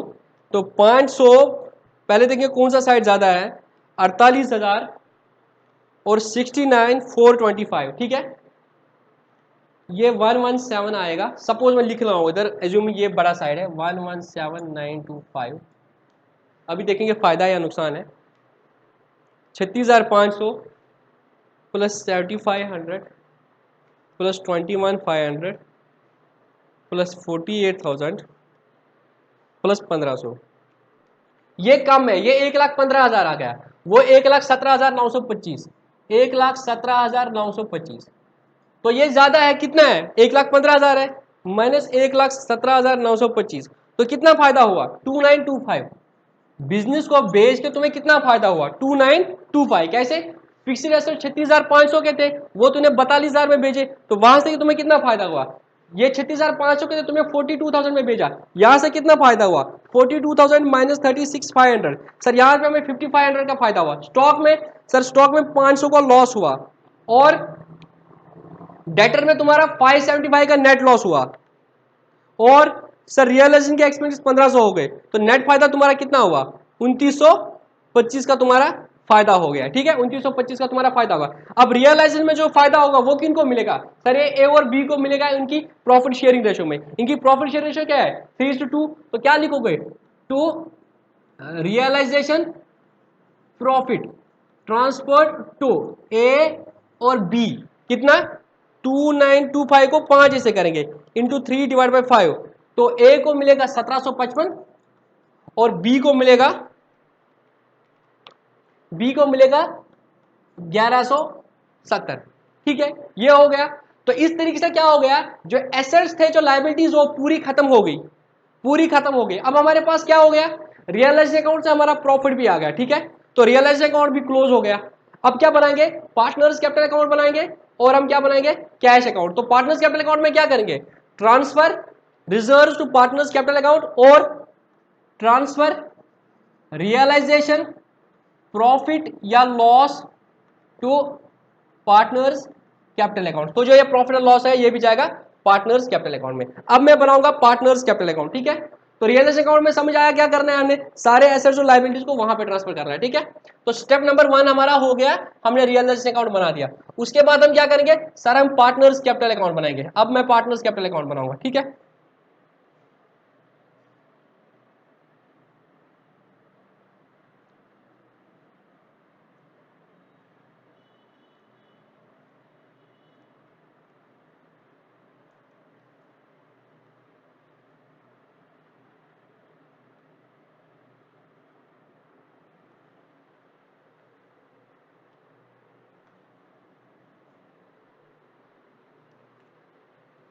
अब पार्टनर्स कैपिटल अकाउंट बनाएंगे, तुम्हारे पास बैलेंस शीट है स्टार्टिंग वाली, उसके बाद जो एंट्रीज कर दी वो भी तुम्हारे पास है।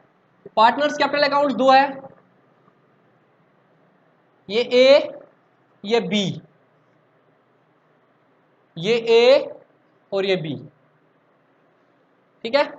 अब देखो सबसे पहले इनकी क्या आएगी, ओपनिंग बैलेंस जो इनके अकाउंट्स में रहेगी। हमने क्या करना है, इनका अकाउंट भी क्लोज करना है। By balance brought down, sir A की कैपिटल है 32,500, कितनी है सर, ए की कैपिटल है 32,500 और बी की कैपिटल कितनी है 11,500। उसके बाद क्या हुआ, सर इनके रिजर्व थे बैलेंस शीट में 13,500, तो उनको ट्रांसफर करेंगे बाय रिजर्व। तो रिजर्व को भी खत्म करेंगे हम, इनके कैपिटल अकाउंट में ट्रांसफर करेंगे। रिजर्व कितने थे सर, इनकी 13,500 थी और उसको ट्रांसफर करेंगे 3:2 में, तो इसको जाएगा 8,100 और इसको जाएगा 5,400, ठीक। उसके बाद क्या है सर, रियलाइजेशन से हमें प्रॉफिट आया बाय रियलाइजेशन अकाउंट, वही एंट्री की थी, realisation account debit to partners capital account. Realisation account से इनका अकाउंट क्रेडिट होगा। प्रॉफिट कितना आया था सर, ए को आया था 1755, बी को आया था 1170, ठीक है, और इनका डेबिट कुछ नहीं है, तो इनका टोटल पैसा कितना आ रहा है बिजनेस में सर, ए का आ रहा है 32,500 प्लस 8100 और इसका आ रहा है 1755, ठीक है, तो ये टोटल आ रहा है इसका 42355, 42355, और इसी तरह से बी का टोटल आ रहा है 18070, 18070। इट मीन्स हमारे पास जो कैश होना चाहिए ना वो होगा 42355 प्लस 18070। हमारे पास जो कैश है वो 60425 होना चाहिए, 60425 हमारे पास कैश होना चाहिए। अब देखते हैं हमारे पास कैश उतना है कि नहीं है, तो मैं बनाऊंगा कैश अकाउंट, ठीक है, तो वो क्या होगा, वो कैश हम इनको देंगे, ए और बी को देंगे, तो एंट्री हो जाएगी partners capital account debit to cash, ये लेगा पैसा। तो हमने जब पूरा हिसाब कर दिया एज एन अकाउंटेंट, तो हमने बोला ए को भाई तुझे मिलेगा 42355 और बी तुझे मिलेगा 18070, तो एंट्री हो जाएगी टू कैश 42355 और इसको मिलेगा 18070। अब हमने ये अकाउंट भी क्लोज हो गए, पार्टनर्स अकाउंट भी क्लोज हो गए। अब हमें लास्ट अकाउंट जो अभी ओपन है वो कैश अकाउंट है, तो कैश अकाउंट को बनाएंगे, उसको भी क्लोज करेंगे। अब देखो वो कैश अकाउंट, अगर हमारा ये देखो कैश अकाउंट, ये समझ आया ना, इतना पैसा इनका भर रहा था, बैलेंस इतना था, रिजर्व से इतना है, रियलाइजेशन में इतना हो गया, ठीक है, तो हमने क्या किया, रियलाइजेशन अकाउंट बनाया, सारे एसेट लायबिलिटीज बेच दो, जितना फायदा नुकसान हो जाएगा उसमें वो पार्टनर्स में ट्रांसफर करेंगे और लास्ट में पार्टनर्स को वो पैसा मिल जाएगा। अब तुम देखो कैश अकाउंट सबसे इंपॉर्टेंट है, कैश अकाउंट पे लास्ट में, क्योंकि अगर हमारा कैश अकाउंट टैली हो गया तो मीन्स हमारा क्वेश्चन ठीक है, अगर टैली नहीं हो गया इट मीन्स हमने कहीं पे गलती की है। तो अब हम बनाएंगे कैश अकाउंट, ठीक है, अब देखो अब हम बनाएंगे कैश अकाउंट।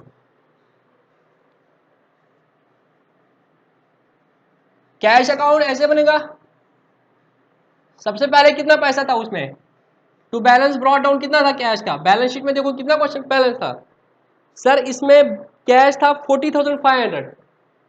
फिर क्या हुआ सर, रियलाइजेशन अकाउंट में हमने किया था, realisation account credit by cash, cash account debit to realisation account 42,000, cash account debit to realisation account 7,000, cash account debit to realisation account 20,425। तो नेट में क्या हुआ, cash account debit to realisation account जो मैं बाहर एक एंट्री की थी कितना आया था सर, ये टोटल आया था 69425, 69425 आया था, जिसमें हम बोल रहे थे मेरा, अगर मैं लिखोगे इधर, फिक्स्ड एसेट से मेरा 42,000 आया था, स्टॉक से मेरा 7,000 आया था और डेटर से मेरा 20,425 आया था। तो cash account debit to realisation account, cash account debit to realisation account 7,000, cash account debit to realisation account 40, total cash कितना है 69425।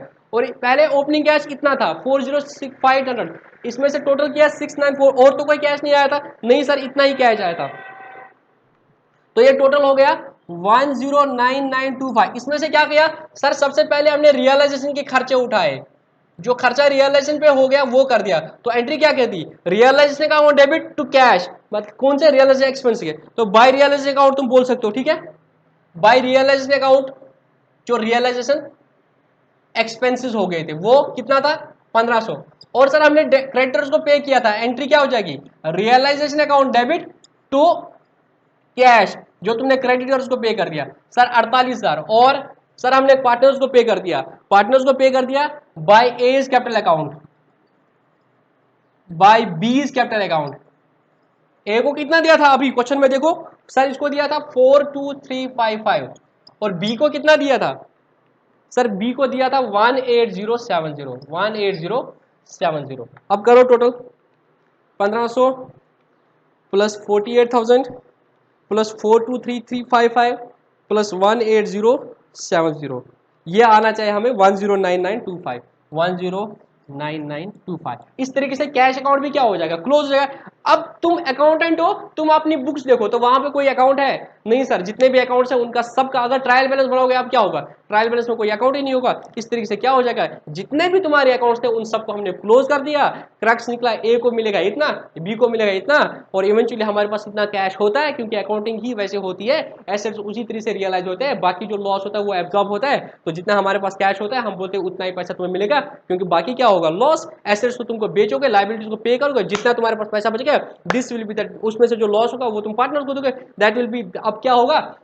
जब सारी चीजें तुमने कर दी, जब सारी चीजें तुमने कर दी, बैलेंस शीट इस लेवल तक आ जाएगी, सर यहाँ पे पार्टनर्स कैपिटल अकाउंट्स है, यहाँ पे कैश है, this cash belongs to this partners, तो कैश को पार्टनर्स कैपिटल अकाउंट में ट्रांसफर करेंगे, कैश भी क्लोज, पार्टनर के कैपिटल अकाउंट क्लोज, बस this is all what you have to do in the dissolution.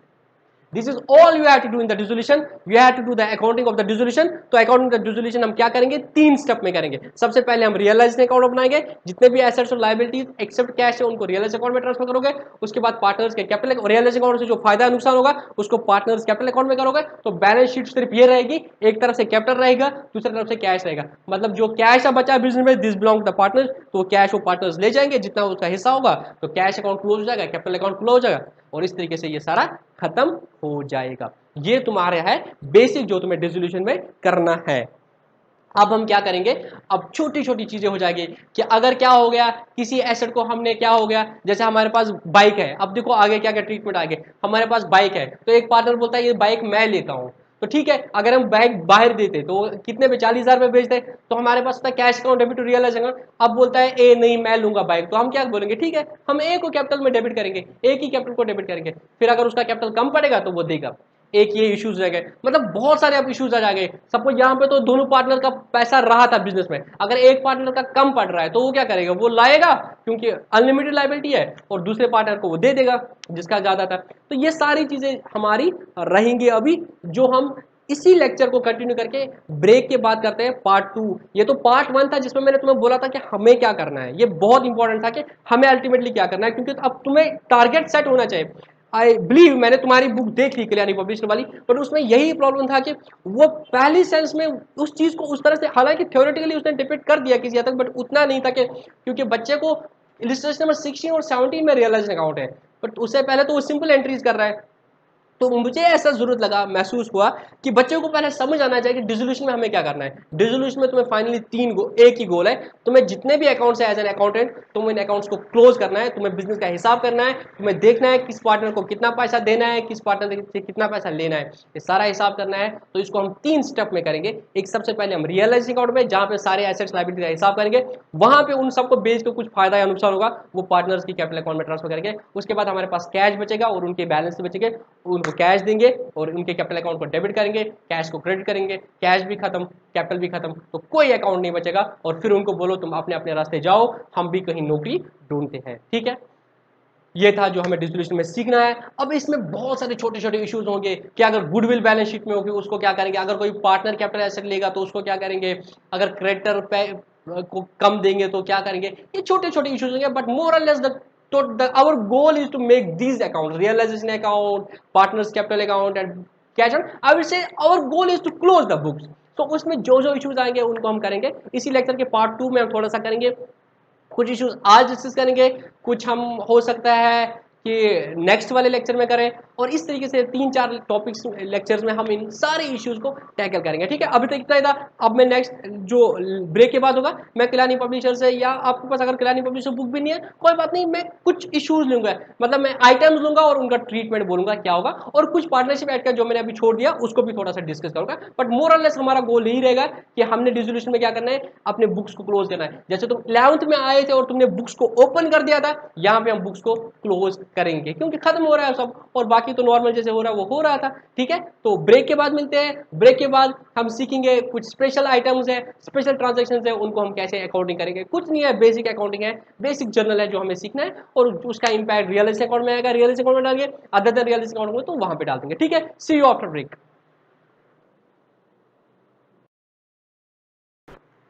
तो ब्रेक के बाद हम वापस आ जाते हैं।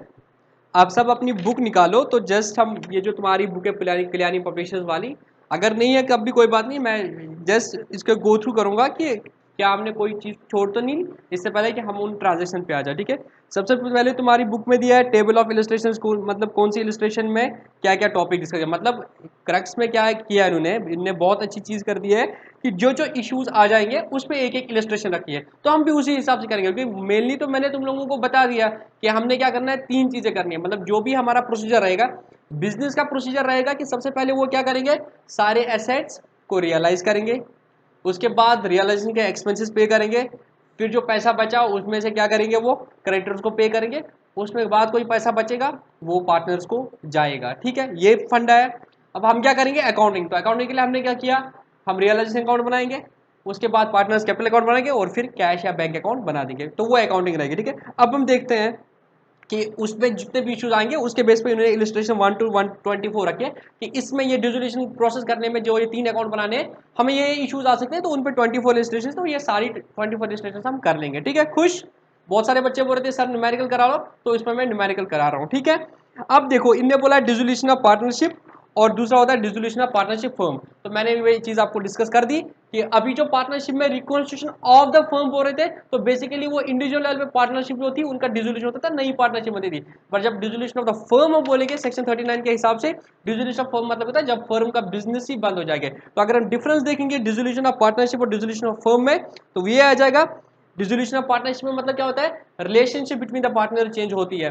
बट डिसोल्यूशन ऑफ फर्म में क्या होता है, complete breakdown of this relationship होता है। स्टेटस ऑफ बिजनेस अगर देखा जाएगा तो डिसोल्यूशन ऑफ पार्टनरशिप में बिजनेस क्लोज नहीं होता है, but dissolution of partnership firm में पार्टनर बिजनेस क्लोज होता है। Accounting treatment of asset and liabilities हम क्या करते हैं डिसोल्यूशन में, रिवैल्यूएशन करते हैं और रिवैल्यूएशन प्रॉफिट ओल्ड पार्टनर्स में देते हैं, ओल्ड रेशियो में देते हैं। बट जहां पे यहाँ पे होता है, यहाँ पे एसेट्स को रियलाइज करते हैं, वहां पे रिवैल्यूएशन अकाउंट बनता था, यहाँ पे रियलाइजेशन अकाउंट बनता है। ठीक है, तो यहाँ पे जो डिसोल्यूशन होता था पार्टनरशिप का वो म्यूचुअली होता था, बट यहाँ पे डिसोल्यूशन ऑफ फर्म म्यूचुअली भी हो सकता है और through the order of the court भी। और कुछ छोटे मोटे इश्यूज है थ्योरेटिकल, वो हम बाद में डिस्कस करेंगे, वो इतनी इंपॉर्टेंट तुम्हारे लिए बिल्कुल थ्योरेटिकल है। हालांकि मैं उस चीज़ पे एग्री नहीं करता हूँ ना, तो मैं उस चीज़ पे क्वेश्चन आ जाएंगे कि कोर्ट कब बोलेगा फर्म डिजॉल्व हो जाएगी, या यहाँ पे एक चीज़ है कंपलसरी डिजॉल्व कब होता है, ये इंपॉर्टेंट है। हालांकि तुम्हारी बुक में डी पार्ट गलत लिखा है। एक फर्म डिजॉल्व कब होगी नॉर्मली, अगर उन्होंने म्यूचुअली बोला कि हमें बिजनेस बंद कर देंगे तो वो अब डिजॉल्व हो जाए, बट कंपलसरी कब होगा, जब सारे इंसॉल्वेंट हो जाएंगे या सिर्फ एक बचेगा बाकी सारे इंसॉल्वेंट हो गए, क्योंकि वो पार्टनर सॉल्वेंट होने चाहिए, क्योंकि उनकी लाइबिलिटीज क्या होती है अनलिमिटेड। तो अगर वो इंसॉल्वेंट है तो उनकी कुछ लाइबिलिटी है नहीं, वो धंधा कर देंगे, वो पैसे लोगों का पैसा लेके भाग जाएंगे, तो तभी हम बोलते हैं कि पार्टनर सॉल्वेंट होने चाहिए। अगर एक पार्टनर सॉल्वेंट रहा बाकी सारे इंसॉल्वेंट रहते, एक ही सॉल्वेंट तो नहीं रह सकता, पार्टनरशिप में दो होने चाहिए। तो अगर एक पार्टनर सॉल्वेंट रहा या कोई सॉल्वेंट नहीं रहा, तो उस केस में कंपलसरी डिसॉल्व हो जाएगा, या अगर उनका बिजनेस इलीगल होगा, या हमने बोला था पार्टनरशिप में मैक्सिमम 50 हो सकते, तुम्हारी बुक में अभी पुराना ही लिखा है 10 और 20, वो पहले होता था अब नहीं होता है, अब 50 होता है, 50 से ज्यादा हो जाएगा तो वो पार्टनरशिप इलीगल हो जाएगा, तो वो फर्म डिसॉल्व हो गए। सर्टेन कंटीजेंसी की वजह से अगर एक्सपायरी हो गई, डेथ में भी नॉर्मली डिसॉल्व हो सकता है। ठीक है, बट डिपेंड करता है कि अगर उन्होंने बोला कि हम कंटिन्यू करेंगे तो हम डिसोल्यूशन ऑफ पार्टनरशिप बोलेंगे, बट डिसोल्यूशन ऑफ फर्म की जहां तक बात है जब वो बिजनेस ही बंद हो जाए। उसके बाद आई सेटलमेंट ऑफ अकाउंट्स, कि मतलब हमने तो क्लोज कर देना है बिजनेस को, तो हम अकाउंट्स को कैसे क्लोज करेंगे, तो इसमें हमें सेक्शन 48 कंपनीज पार्टनरशिप एक्ट का गाइड करता है। बट तुमने ये चीज भी अगर तुम देखोगे तुम्हें याद नहीं रहेगा, तो तब भी तुम्हें घबराने की बात नहीं, तुम्हें क्या करना है, रियलाइज अकाउंट बनाएगा, वहां से लॉस आएगा, लॉस आएगा किस में जाएगा, पार्टनर्स में जाएगा। उसके बाद क्या होगा, मतलब क्रक्स है रियलाइजेशन में, तुम्हारा जो लॉस होगा वो कौन बियर करेगा, तो वो बोलता है ट्रीटमेंट ऑफ लॉसेस।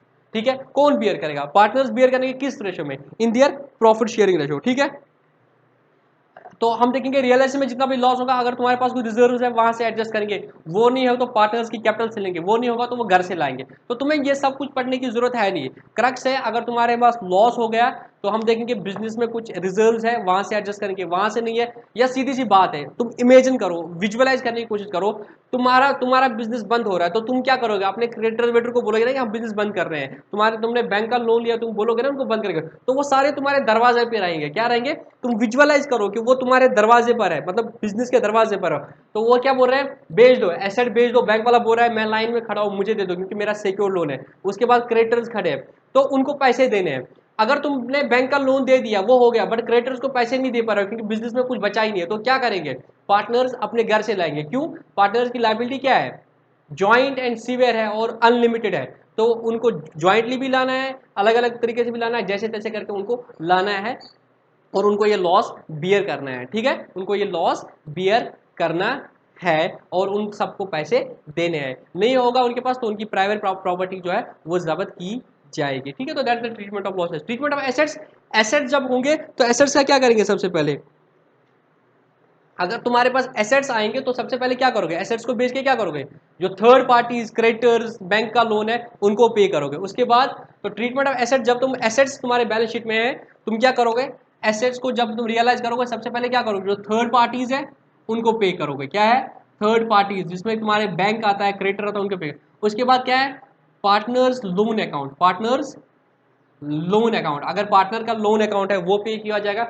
उसके बाद पार्टनर का कैपिटल अकाउंट, पहले पार्टनर के लोन को प्रेफरेंस मिलेगी, फिर जाके पार्टनर के कैपिटल अकाउंट को, बट पार्टनर के लोन को भी थर्ड पार्टी के बाद प्रेफरेंस। मगर अगर लाइन लगेगी पैसा लेने की बिजनेस से, सबसे पहले आउटसाइडर्स होंगे, उसके बाद पार्टनर का लोन, फिर पार्टनर का कैपिटल, उसके बाद अगर कुछ पैसा बच गया तो वो अपने पीएसआर में लेंगे, जो ऑटोमेटिकली हम कहाँ पे कवर करते हैं, रियलाइज अकाउंट में, वो प्रॉफिट ऑटोमेटिक कवर। तुम्हें ये सब देखना नहीं है तुम्हें, क्योंकि ये तुम्हें समझना है कि ऐसा होगा, बट जब हम रियलाइज अकाउंट करते हैं वहां पे ऐसा ही होता है, लॉस आता है तो वो पार्टनर्स अकाउंट में जाता है, प्रॉफिट आता है तो पार्टनर्स अकाउंट में जाता है। बट प्रोसीजर ये रहेगा रियलाइज अकाउंट में, सबसे पहले हम थर्ड पार्टी को पैसा देंगे, फिर पार्टनर का लोन सेटल करेंगे, फिर पार्टनर्स कैपिटल अकाउंट में अगर कुछ पैसा लॉसेस होंगे तो पहले बिजनेस में देखेंगे, अगर प्रॉफिट से उससे एडजस्ट करेंगे, नहीं तो पार्टनर्स अपने घर से लाएंगे। ठीक है, तो इसमें ख्याल रखना है, अगर लॉस हो गया मतलब हमारे पास जो एसेट्स है उतने नहीं है कि ये थर्ड पार्टीज के पेमेंट पूरे कर सके, पार्टनर का कैपिटल तो भूल जाओ, बट हम इनको पेमेंट ही नहीं कर पा रहे, तो उस क्या होगा, इनको अपने घर से पैसा लाना पड़ेगा। तो वहां पे हमने रखना है कंसेप्ट बताया, सेक्शन 49 डिफरेंशिएशन करता है between firm debts and private debts. Firm debts क्या है, मतलब फर्म की जो लाइबिलिटीज है, ये जो थर्ड पार्टीज की जो पेमेंट्स है, चाहे वो बैंक लोन है या अनसिक्योर्ड लोन है या क्रेडिटर्स है, they are the firm's debts. ठीक है, और इसी तरीके से एक पार्टनर के अपने प्राइवेट डेट्स होते हैं, मेरा एक कर्जा हो सकता है अपने रिश्तेदार का, अपार्ट फ्रॉम माई बिजनेस ना, तो दैट्स माई प्राइवेट डेट। मगर बिजनेस में जो हमने लोन लिया that is my business debt, और उसकी लाइबिलिटी मेरी क्या है, जॉइंट भी है, सिवियर भी है, तो कलेक्टिवली भी एज अ फर्म हमारी लाइबिलिटी है उस थर्ड पार्टी को, और इंडिविजुअली भी मेरी लाइबिलिटी उस थर्ड पार्टी को। अब ये बोलता है सेक्शन 49 कि जो बिजनेस के एसेट्स हैं उनको हम पहले यूज करेंगे बिजनेस के डेट्स में। ठीक है, और अगर वो कम पड़ रहे हैं तो हम इसको क्या करेंगे, इसकी जो प्राइवेट प्रॉपर्टी है वो अटैच करेंगे, बट प्राइवेट प्रॉपर्टी से पहले जो हक है किसका है, प्राइवेट डेट का है। अगर ये सॉल्वेंट पार्टनर, तो इसकी प्राइवेट प्रॉपर्टी अगर है सपोज 2 लाख की है टोटल, तो सबसे पहले इसका देखेंगे, इसका प्राइवेट कर्जा तो नहीं है, अदर देन बिजनेस तो कोई कर्जा नहीं है, पहले वहां से लिया जाएगा।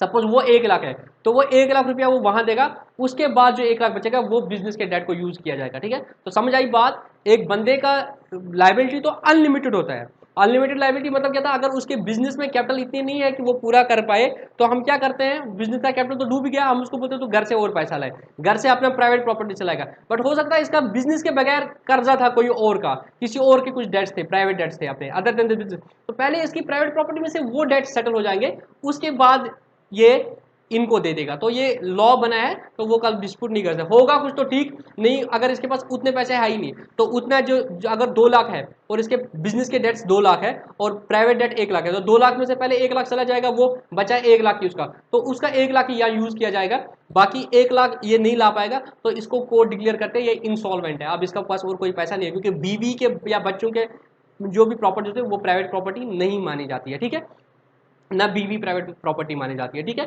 तो कहने का मतलब यह है कि प्राइवेट डेट्स अलग है, बिजनेस डेट्स अलग है। जब बिजनेस डेट्स पूरे नहीं हो पाएंगे तो इस बंदे के प्राइवेट जो प्रॉपर्टी है वो ली जाएगी, बट वहां से भी जब देखना वो जितना अमाउंट होगा उसमें से पहले इसका जो प्राइवेट डेट होगा वो चुकाया जाएगा, अगर कुछ वहां से पैसा बचा तब ये बिजनेस में लाएगा, अदरवाइज नहीं लाएगा, फिर ये इंसॉल्वेंट डिक्लेयर किया जाएगा, फिर इंसॉल्वेंट पार्टनर से कुछ नहीं लाते। अब बोलोगे सर इंसॉल्वेंट पार्टनर से कुछ नहीं लाते हैं तो क्या करेगा, जो सॉल्वेंट पार्टनर होगा वो देगा। उसके बाद तुम पढ़ोगे सीए इंटरमीडिएट आगे रूल है, गार्नर वर्सेस मोरे रूल है, गार्नर वर्सेस मरे रूल है। उसमें क्या बोलते हैं कि जो इंसॉल्वेंट पार्टनर है वो तो आप कुछ लाएगा नहीं, बट पार्टनर्स की लाइबिलिटी होती है जॉइंट एंड सिवियर, सिवियरली तो वो चला गया, बट जॉइंटली तो इन दो की है अभी, जो सॉल्वेंट पार्टनर तो सॉल्वेंट पार्टनर लाएंगे। अब आता है कि उसका जो 1 लाख बचा अब जो वो नहीं दे पा रहा है, अब इनको तो देना है, ये बोलेंगे यार वो नहीं दे रहा तुम दे दो, तो इनको जो देना है अब ये पीएसआर में देंगे कि कैपिटल रेशियो में, तो गार्नर वर्सेस मेरे रूल में बोल रहे हैं कि वो कैपिटल रेशियो में देंगे, बट तुम्हारे अभी सिलेबस में नहीं है। ठीक है, वो हो गया सेटलमेंट ऑफ। उसके बाद प्राइवेट डेट्स और बिजनेस डेट्स भी मैंने बोल दिया। ठीक है, तो इसी तरह से अगर इसकी बिजनेस प्रॉपर्टी भी है और इसकी प्राइवेट डेट्स है, तो प्राइवेट डेट वाले तेरा जो बिजनेस है वहां से बेच के मुझे दे दे, नई बात है। अगर बिजनेस के एसेट बेच जाएंगे, मतलब इसी तरीके से प्राइवेट भी हो सकता है ना, वो इसको बोलेगा मुझे पैसा दे दे, अब तेरे पास अब उल्टा है, वो प्राइवेट में इसका 2 लाख का कर्जा है और उसके पास 1 लाख की है अपने पास, तो इसको वो बोलेगा यार तेरा तो पार्टनरशिप में हिस्सा है, पर पार्टनरशिप में जब हिस्सा होगा उसमें पहले क्या होगा, बिजनेस के डेट सेट ऑफ हो जाएंगे, पहले बोलेंगे बिजनेस के डेट सेट ऑफ हो जाएंगे, कुछ बचेगा तो वो प्राइवेट प्रॉपर्टी के लिए यूज करता है, मतलब फर्म के जो डेट्स होंगे सबसे पहले बिजनेस एसेट्स में यूज किए जाएंगे, बिजनेस एसेट से यूज किए जाएंगे, अगर वहां पे कम पड़ेगा तब इसकी प्राइवेट डेट यूज होगा, बट प्राइवेट डेट जब इधर बिजनेस में लगाएगा सबसे पहले देखना इसका कोई प्राइवेट अपना डेट तो नहीं है, तो प्राइवेट प्रॉपर्टी का पहला पैसा उधर प्राइवेट डेट में हो जाएगा, कुछ बचेगा तो इधर यूज होगा। इसी तरह से बिजनेस का एसेट है जो इसके हिस्से का है, तो वो पहले फर्म के डेट्स में यूज किया जाएगा, कुछ बचेगा तो तब जाके उसके प्राइवेट डेट के लिए इस्तेमाल किया जाता है। ये कंसेप्ट था मोड ऑफ सेटलमेंट में। और ये चीज मोड ऑफ सेटलमेंट कुछ मत करो, ये तो हमने बोल दिया कि पहले एसेट्स को रियलाइज करेंगे थर्ड पार्टी से, फिर पार्टनर के लोन को देंगे, फिर पार्टनर के कैपिटल लॉसेस में पहले इनकी कैपिटल से ले जाएंगे, नहीं होगा तो ये घर से लाएंगे, ठीक है। और घर से लाएंगे तो फिर बात आएगी प्राइवेट डेट और फर्म डेट। ये हो गया। अब हम पढ़ेंगे कुछ ट्रांजैक्शंस हैं उनमें हम अकाउंटिंग कैसे करेंगे, ठीक है। कुछ इश्यूज हमें आ जाएंगे तो वहां पे हमें सीखना है कि हम अकाउंटिंग कैसे करेंगे, ठीक है। तो एक एक करके ले जाएंगे। तो यहाँ पे मैं आपकी बुक के हिसाब से चलेंगे।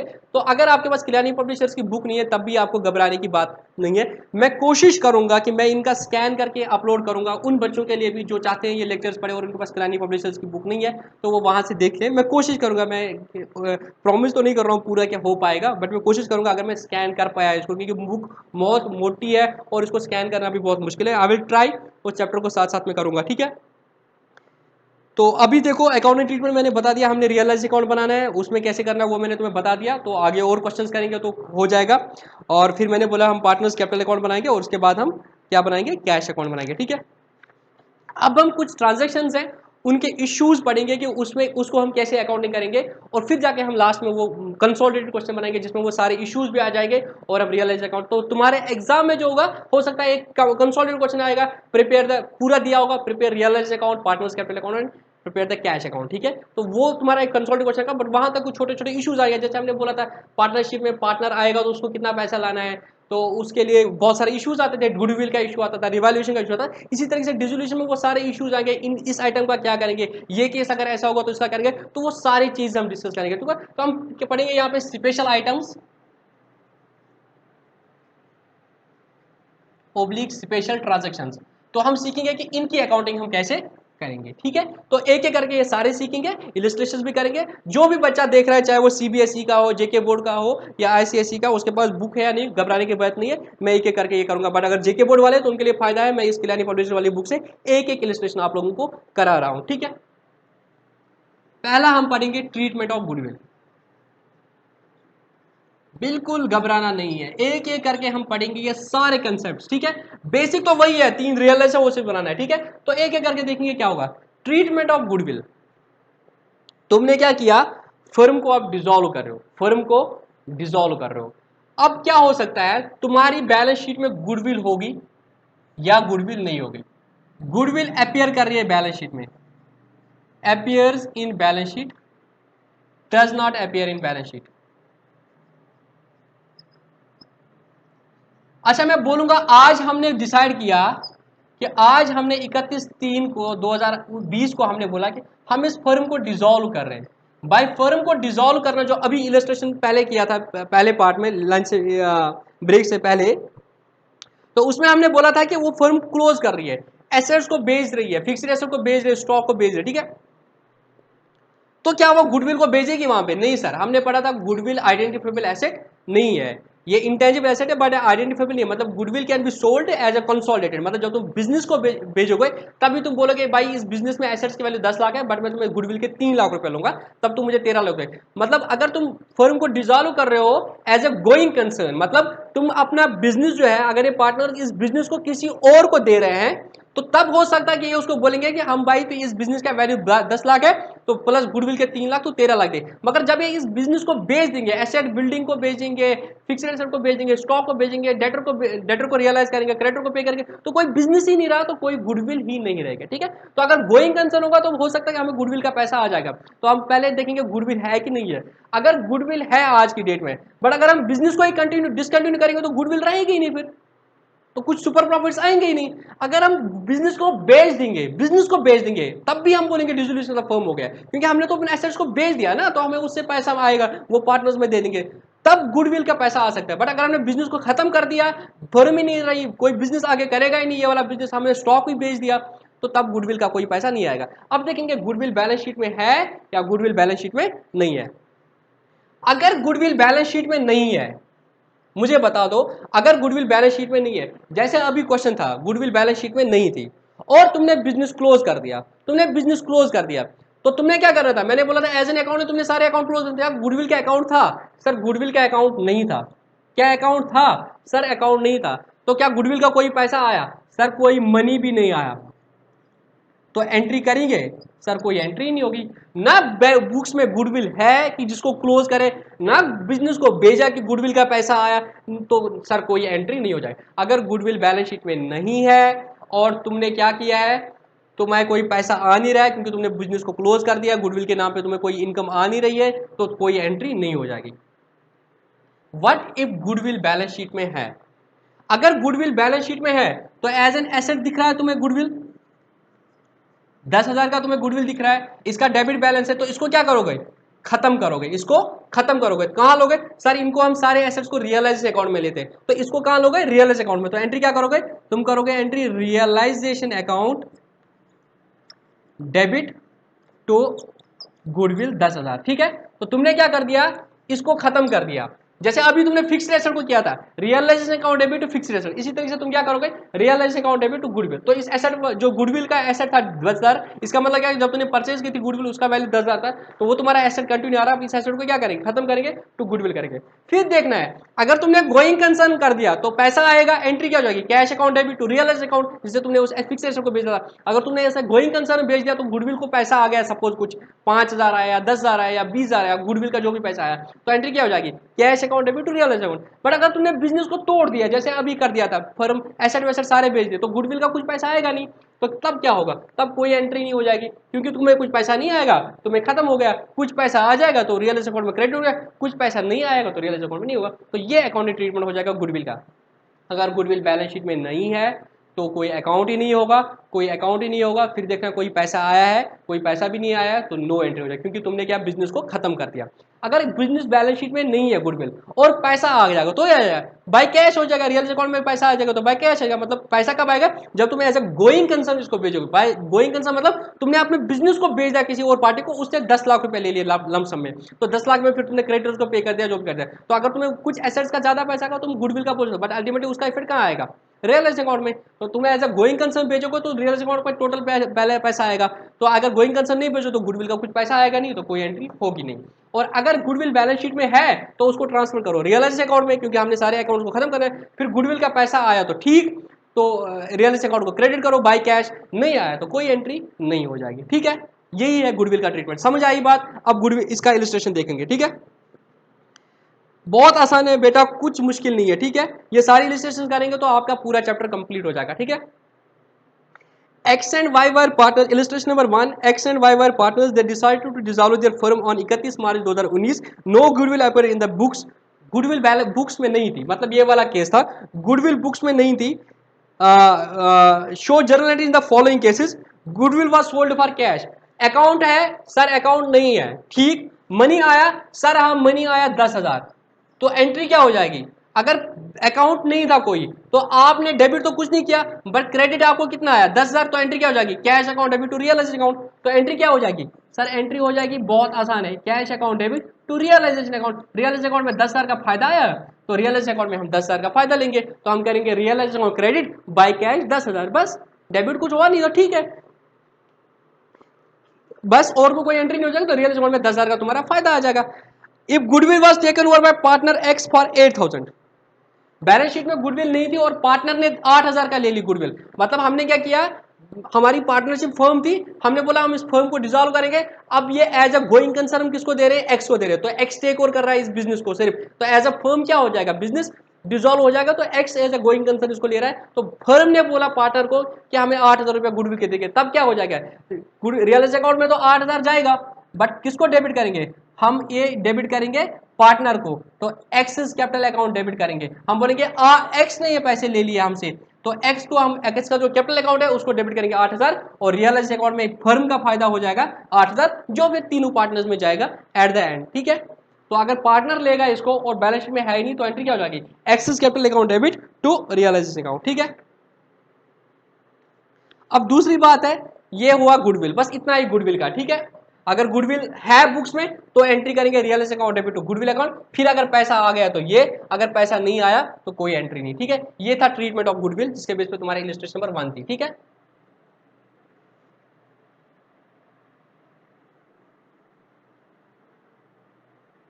अब बहुत आसान है, मोटा मोटे हमारा हो गया है। अब ये छोटे छोटे कंसेप्ट है, इनका देखेंगे हम एक एक करके पोस्टमार्टम करके क्या क्या होगा इसका, ठीक है, और उसका एंट्री सीखेंगे। अब दूसरा चीज जो हम सीखेंगे वो है रियलाइजेशन एक्सपेंसेस। क्या है? ट्रीटमेंट ऑफ रियलाइजेशन एक्सपेंसेस, ठीक है।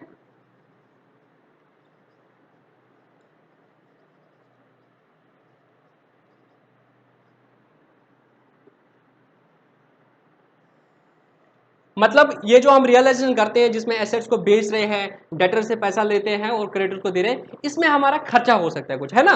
जैसे में बिजनेस में नॉर्मली खर्चा होता था, हम उनको जनरल एक्सपेंसेस डालते थे, पर यहाँ तो अब कोई और अकाउंट खोलने की जरूरत नहीं है, सारा रियलाइजेशन अकाउंट है, तो इसमें हो सकता है हमारे कुछ खर्चे हो जाएंगे, तो वो सारे खर्चे कहाँ जाएंगे? रियलाइजेशन अकाउंट में, ठीक है। बट इसके कुछ केसेस बनेंगे।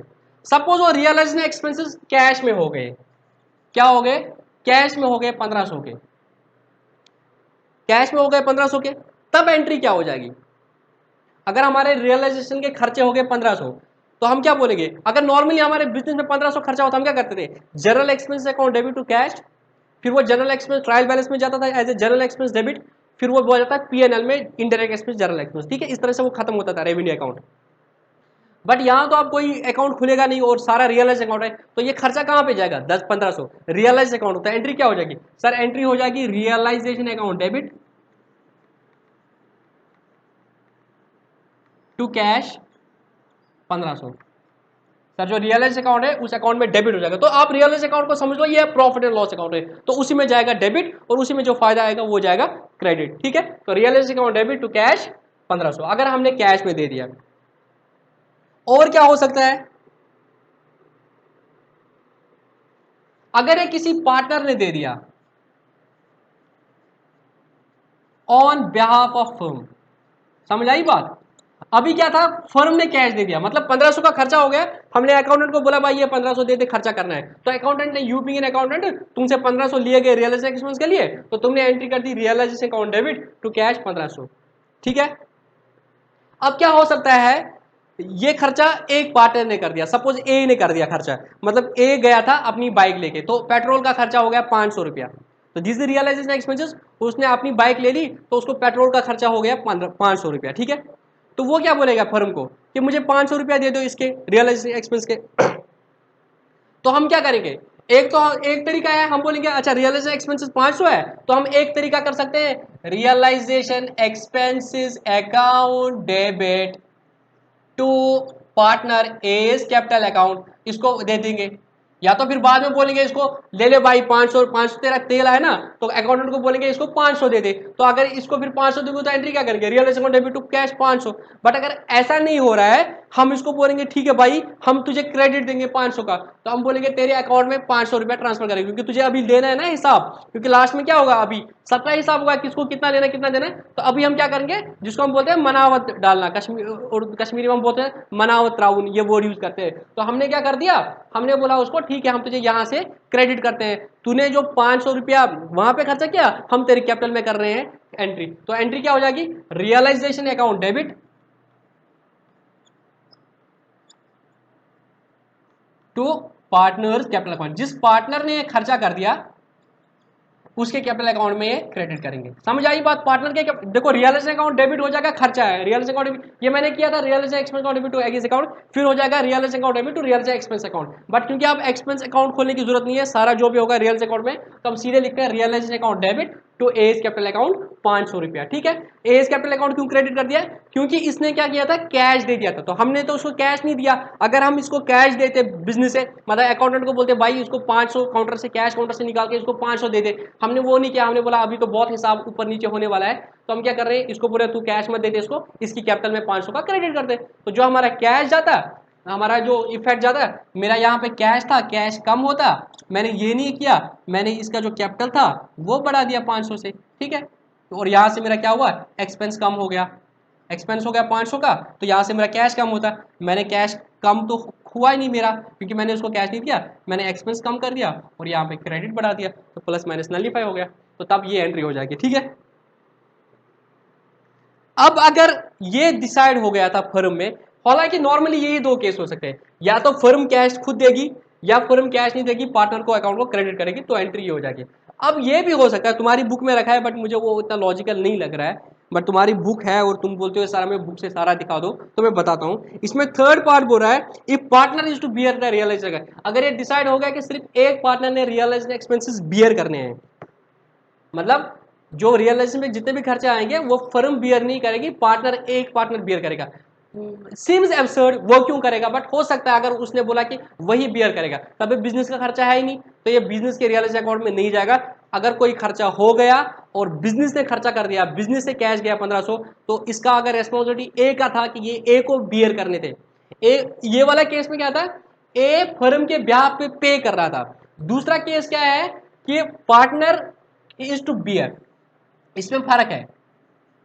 कभी मैं इस बुक से उतना सही नहीं लगता है क्योंकि ये बच्चों को कंफ्यूज करते हैं, ऐसे ही हाइपोथेटिकल केस बना के बच्चों को घुमा लेते हैं और बोलते हैं इतने सारे केसेस है। ठीक है, partner is to bear, honestly मैंने अभी आपको 3 लेक्चर्स करा दिए थे, मतलब 3 टॉपिक्स करा दिए थे, फंडामेंटल्स, एडमिशन और रिटायरमेंट एंड डेथ। ठीक है, और सारे कंसेप्ट क्लियर थे। इस बुक में भी वहां तक कितने इतने ही कंसेप्ट है और इतना सारा मोटा बुक बना दिया, क्यों, ऐसे ही क्वेश्चंस बना दिए, ऐसे ही इलस्ट्रेशन बना, ये केस बना दिया, कुछ नहीं है, बट क्योंकि आप बोल दिया तो बोलूंगा। यहाँ पे क्या था, पार्टनर खर्चा कर रहा है ऑन बिहाफ ऑफ फर्म, मतलब वही रिकवरी के लिए जाना था, तो इसने बाइक ले ली और उसमें पेट्रोल का 500 का खर्चा हो गया जो इसने अपने जेब से दे दिया, तो ये फर्म को देना था।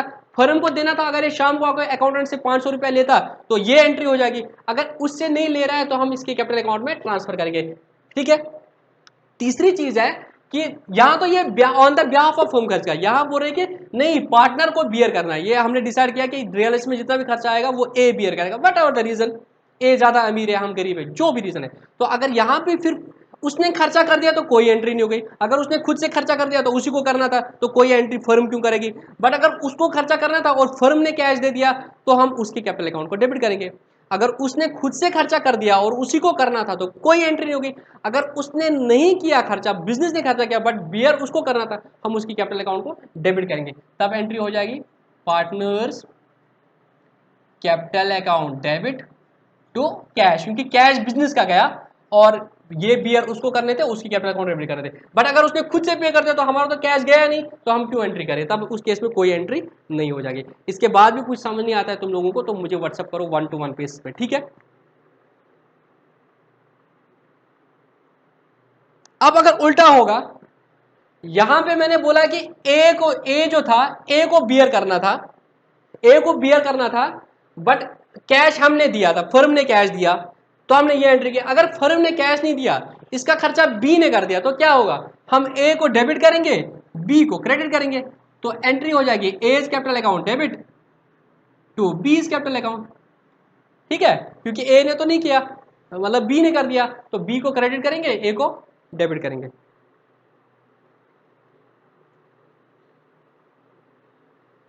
और एक चीज है, अगर फर्म ने अब डिसाइड किया कि हमने तो रियलाइज ये कर देना है, मतलब हमने डिसाइड कर दिया कि हमने इसको क्लोज करना है। अब हमने बोला ए को भाई तू ये सारी मेहनत करेगा, बी सी बोल रहे हम भी इतनी मेहनत करेंगे, तू ना ये खत्म कर दे झंझट, एसेट से रिकवरी कर देना, लाइबिलिटीज को पे कर देना, एसेट्स को बेच देना, जो भी आएगा ना हम तुझे 2000 रुपया देंगे, बाकी तुझे जितना खर्चा हो जाए वो तो खुद से करते, हम तुझे लमसम में 2000 रुपए देंगे। तब बिजनेस के लिए कितना खर्चा, 2000, तो एंट्री क्या हो जाएगी, realisation account debit to cash, अगर इसको कैश दिया 2000 और अगर इसकी कैपिटल में कैश नहीं दिया, इसकी कैपिटल में ट्रांसफर करेंगे, तो realisation account debit to as capital account. मतलब हमने क्या बोला, रियलाइजेशन में जो भी टेंशन हो जाए हमें नहीं पता है, हम तुझे रेम्यूनरेशन दे रहे 2000 रुपया, तू ये खत्म कर दे रियलाइजेशन का, तो हम क्या करेंगे, हमारे लिए 2000 का खर्चा हुआ फर्म के लिए, और अगर हमने उसको कैश में दे दिया तो एंट्री हो जाएगी realisation account debit to cash, अगर हमने कैश में नहीं दिया तो हम इसकी कैपिटल में 2000 का ट्रांसफर करेंगे। ठीक है, अब इलस्ट्रेशन नंबर 2 देखो, treatment of realisation expenses.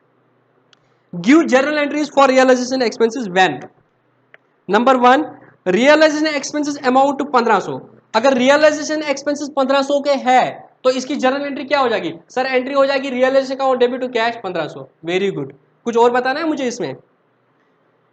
Realisation expenses amounting to 800 paid by X, तो ये केस आ गया, 800 का था और it is borne by X. ठीक है, तो एक्स ने फर्म के ब्याह पे कर दिया, तो एंट्री क्या करेंगे, realisation account debit 800 to cash, तो है ही नहीं क्योंकि कैश तो गया नहीं, ये एक्स ने अपने जेब से दिया, तो हम एक्सेस कैपिटल अकाउंट में क्रेडिट करेंगे 800। ठीक है, तीसरा चीज, it is agreed to pay an amount of 1500 to X to partner Y as realisation expenses, actual expenditure made by him as 2000। अब मुझे बताओ केस क्या है। It is agreed to pay an amount of 1500 to partner Y.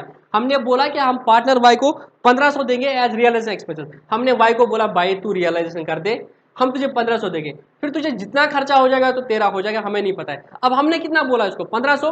अगर हमने 1500 बोला, क्या हमने उसको कैश दिया? नहीं सर, कैश नहीं दिया। तो हम क्या करेंगे, हम बोलेंगे सर रियलाइजेशन अकाउंट डेबिट, ये हो गया रियलाइजेशन अकाउंट डेबिट। हमारे लिए खर्चा कितना है 1500 टू पार्टनर्स कैपिटल अकाउंट। तो हमने बोला कि हमारा खर्चा 1500 है तो हम तुझे 1500 देंगे। तो अगर हमने उसको कैश दिया तो कैश हो जाएगा, अगर हमने कैश नहीं दिया उसकी कैपिटल में ट्रांसफर कर दिया। इसमें हम एज्यूम कर रहे हैं हमने उसको कैश नहीं दिया, हमने बोला कि हम तुझे 1500 देंगे, तो उसकी कैपिटल में 1500 ट्रांसफर करके फिर उसको खर्चा 2000 हो गया। वो 2000 इसकी ट्रांजैक्शन है, वो बिजनेस की ट्रांजैक्शन नहीं है, फर्म की ट्रांजैक्शन नहीं है। वो 2000 इसको अपने जेब से खर्चा हो गया। इसको 2000 की जगह 1000 ही खर्चा होता, 500 होता फायदा, इसका फायदा होता, 500 लॉस हुआ, इसका लॉस हुआ, हमारे साथ कोई उसका एंट्री नहीं है। हमारी बिजनेस के लिए क्या है, 1500 का खर्चा जो हमने बोला इसको तुझे दे देंगे। तो अगर हमने 1500 कैश दिया तो उसके लिए एंट्री करेंगे realising account debit to cash 1500। और अगर हमने इसको बोला कि तू कर दे खर्चा, हम तेरे अकाउंट में क्रेडिट करेंगे, तो एंट्री हो जाएगी realising account debit to partners capital account. ठीक। चौथी part, Y was to meet realisation from his own pocket in lieu of commission of 2000। Y को रियलाइजेशन के खर्चे खुद ही करने थे in lieu of his commission 2000। हमने बोला था हम तुझे कमीशन देंगे 2000, जैसे उधर रियलाइजेशन एक्सपेंस के लिए हमने उसको 1500 बोला था, यहाँ पे हमने उसको बोला था 2000। तो उसका कितना खर्चा हुआ, we don't care about that. तो हम उसको 2000 रुपये, हमारे लिए 2000 का खर्चा है, तो अगर हमने उसको कैश दे दिया तो एंट्री हो जाएगी realisation account debit to cash 2000। और अगर हमने इसकी कैपिटल अकाउंट में ट्रांसफर कर दिया तो एंट्री हो जाएगी realisation account debit to capital account. तो आज हमने एक तो बेसिक सीखा था, हमने डिसोल्यूशन में क्या करना है, डिसोल्यूशन ऑफ द फर्म में हमें क्या करना है, हमने अकाउंट को क्लोज करना है। तो हमने सीखा था हम पहले रियलाइजिंग अकाउंट बनाएंगे, फिर कैपिटल अकाउंट बनाएंगे, फिर बैंक अकाउंट बनाएंगे। उसके बाद हमने दो ट्रीटमेंट सीख लिए। हमने सीखा कि गुडविल का क्या ट्रीटमेंट हो गया और रियलाइजेशन एक्सपेंस का क्या ट्रीटमेंट होगा। अगले अभी तो 1.5 घंटे का लेक्चर हो ही गया, ऑलमोस्ट 1 घंटे 20 मिनट का। तो जैसे आपकी बुक में इलिस्ट्रेशन पहले पेज पे ही लिखा था कि टोटल इलिस्ट्रेशंस आपकी कितनी है, 24 है। सारे क्वेश्चंस के लिए आपके पास 24 इलिस्ट्रेशंस है। तो आज हमने इलिस्ट्रेशन में मान लो इलिस्ट्रेशन नंबर 2 किया, कल हम कोशिश करेंगे 10-12 इलिस्ट्रेशंस और करेंगे, हर किसी चीज़ का सीखे। अब हमें ये सीखना है कि क्या अकाउंटिंग एंट्री हो जाएगी, क्योंकि ताकि आपको जो भी कंसोलिडेटेड क्वेश्चन आएगा आपको वो करना है। तो एक एक करके ये सारे इलिस्ट्रेशंस को हम करेंगे, और कुछ प्रैक्टिकल क्वेश्चन जो होंगे वो मैं तुम्हें होमवर्क दे दूंगा। ठीक है, तो अभी हमने इलिस्ट्रेशन नंबर 1 और इलिस्ट्रेशन नंबर 2 कर दिया, इसको तुम अपने यहाँ पे नोट कर देना। और मैं जस्ट देखता हूँ आपका अनसॉल्व्ड क्वेश्चन अगर कोई है वो मैं तुम्हें होमवर्क देता हूँ। ठीक है, तो एक बार अनसॉल्व्ड क्वेश्चन पे आ जाओ, अगर कुछ होगा मैं तुम्हें देता हूँ। तो क्वेश्चन नंबर 1, क्वेश्चन नंबर 2,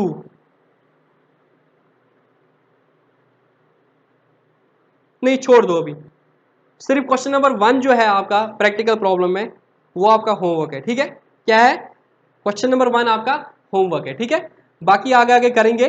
तो आज हमने इलिस्ट्रेशन 1 और 2 कर दिया, क्वेश्चन नंबर 1 आप लोगों का होमवर्क है। ठीक है, तो मैं चाहता हूं, अब मैं जस्ट देखूंगा आप लोग जो भी ये लेक्चर देख रहे हो, आप क्वेश्चन नंबर 1 जब करोगे, ये क्वेश्चन नंबर 1 जब करोगे आप मुझे व्हाट्सएप पे भेज देना इंडिविजुअली। मैं देखूंगा कौन कौन बच्चा क्वेश्चन कर रहा है खुद से घर में। ठीक है, तो उससे मैं भी खुश हो जाऊंगा कि हाँ तुम लोग घर से कर रहे हो, और तुम्हें आ रहा है नहीं आ रहा है वो भी पता चल जाएगा। ठीक है, तो क्वेश्चन नंबर 1 तुम कर देना। कल ये रिकॉर्डिंग, जब ये रिकॉर्डिंग तुम देख लोगे उसके अगले दिन मुझे ये पता चलना चाहिए कि हाँ भाई तुम लोग क्वेश्चन कर रहे हो। ठीक है, कल हम 4-5 और करेंगे केसेस, इसके साथ 2-3 लेक्चर्स में ये पूरा लेक्चर, पूरा टॉपिक कंप्लीट हो जाएगा। ठीक है, खुश हो आप, अब न्यूमेरिकल भी कर रहे हैं और तुम्हारी अपनी बुक से कर रहे हैं, अब अच्छे से पढ़ लो। ठीक है, और रही बात जो पहले लेक्चर्स थे उनका भी मैं अब एडिटम करके वीडियोस अपलोड करूंगा, बट थोड़ा सा टाइम दे दो मुझे, अभी हम इसको चलने देते हैं आगे। तो सारे क्वेश्चन करेंगे, अब बिल्कुल घबराना नहीं है तुम लोगों को। ठीक है, कंसेप्ट मैंने पहले भी वही बोले थे, आज भी वही बोलूंगा, बट ये कि हाँ आज क्वेश्चन डिस्कस करेंगे। बहुत अच्छी बात है, तुमको ज़्यादा क्लैरिटी आ जाएगी। ठीक है, टिल देन सी यू, मिलते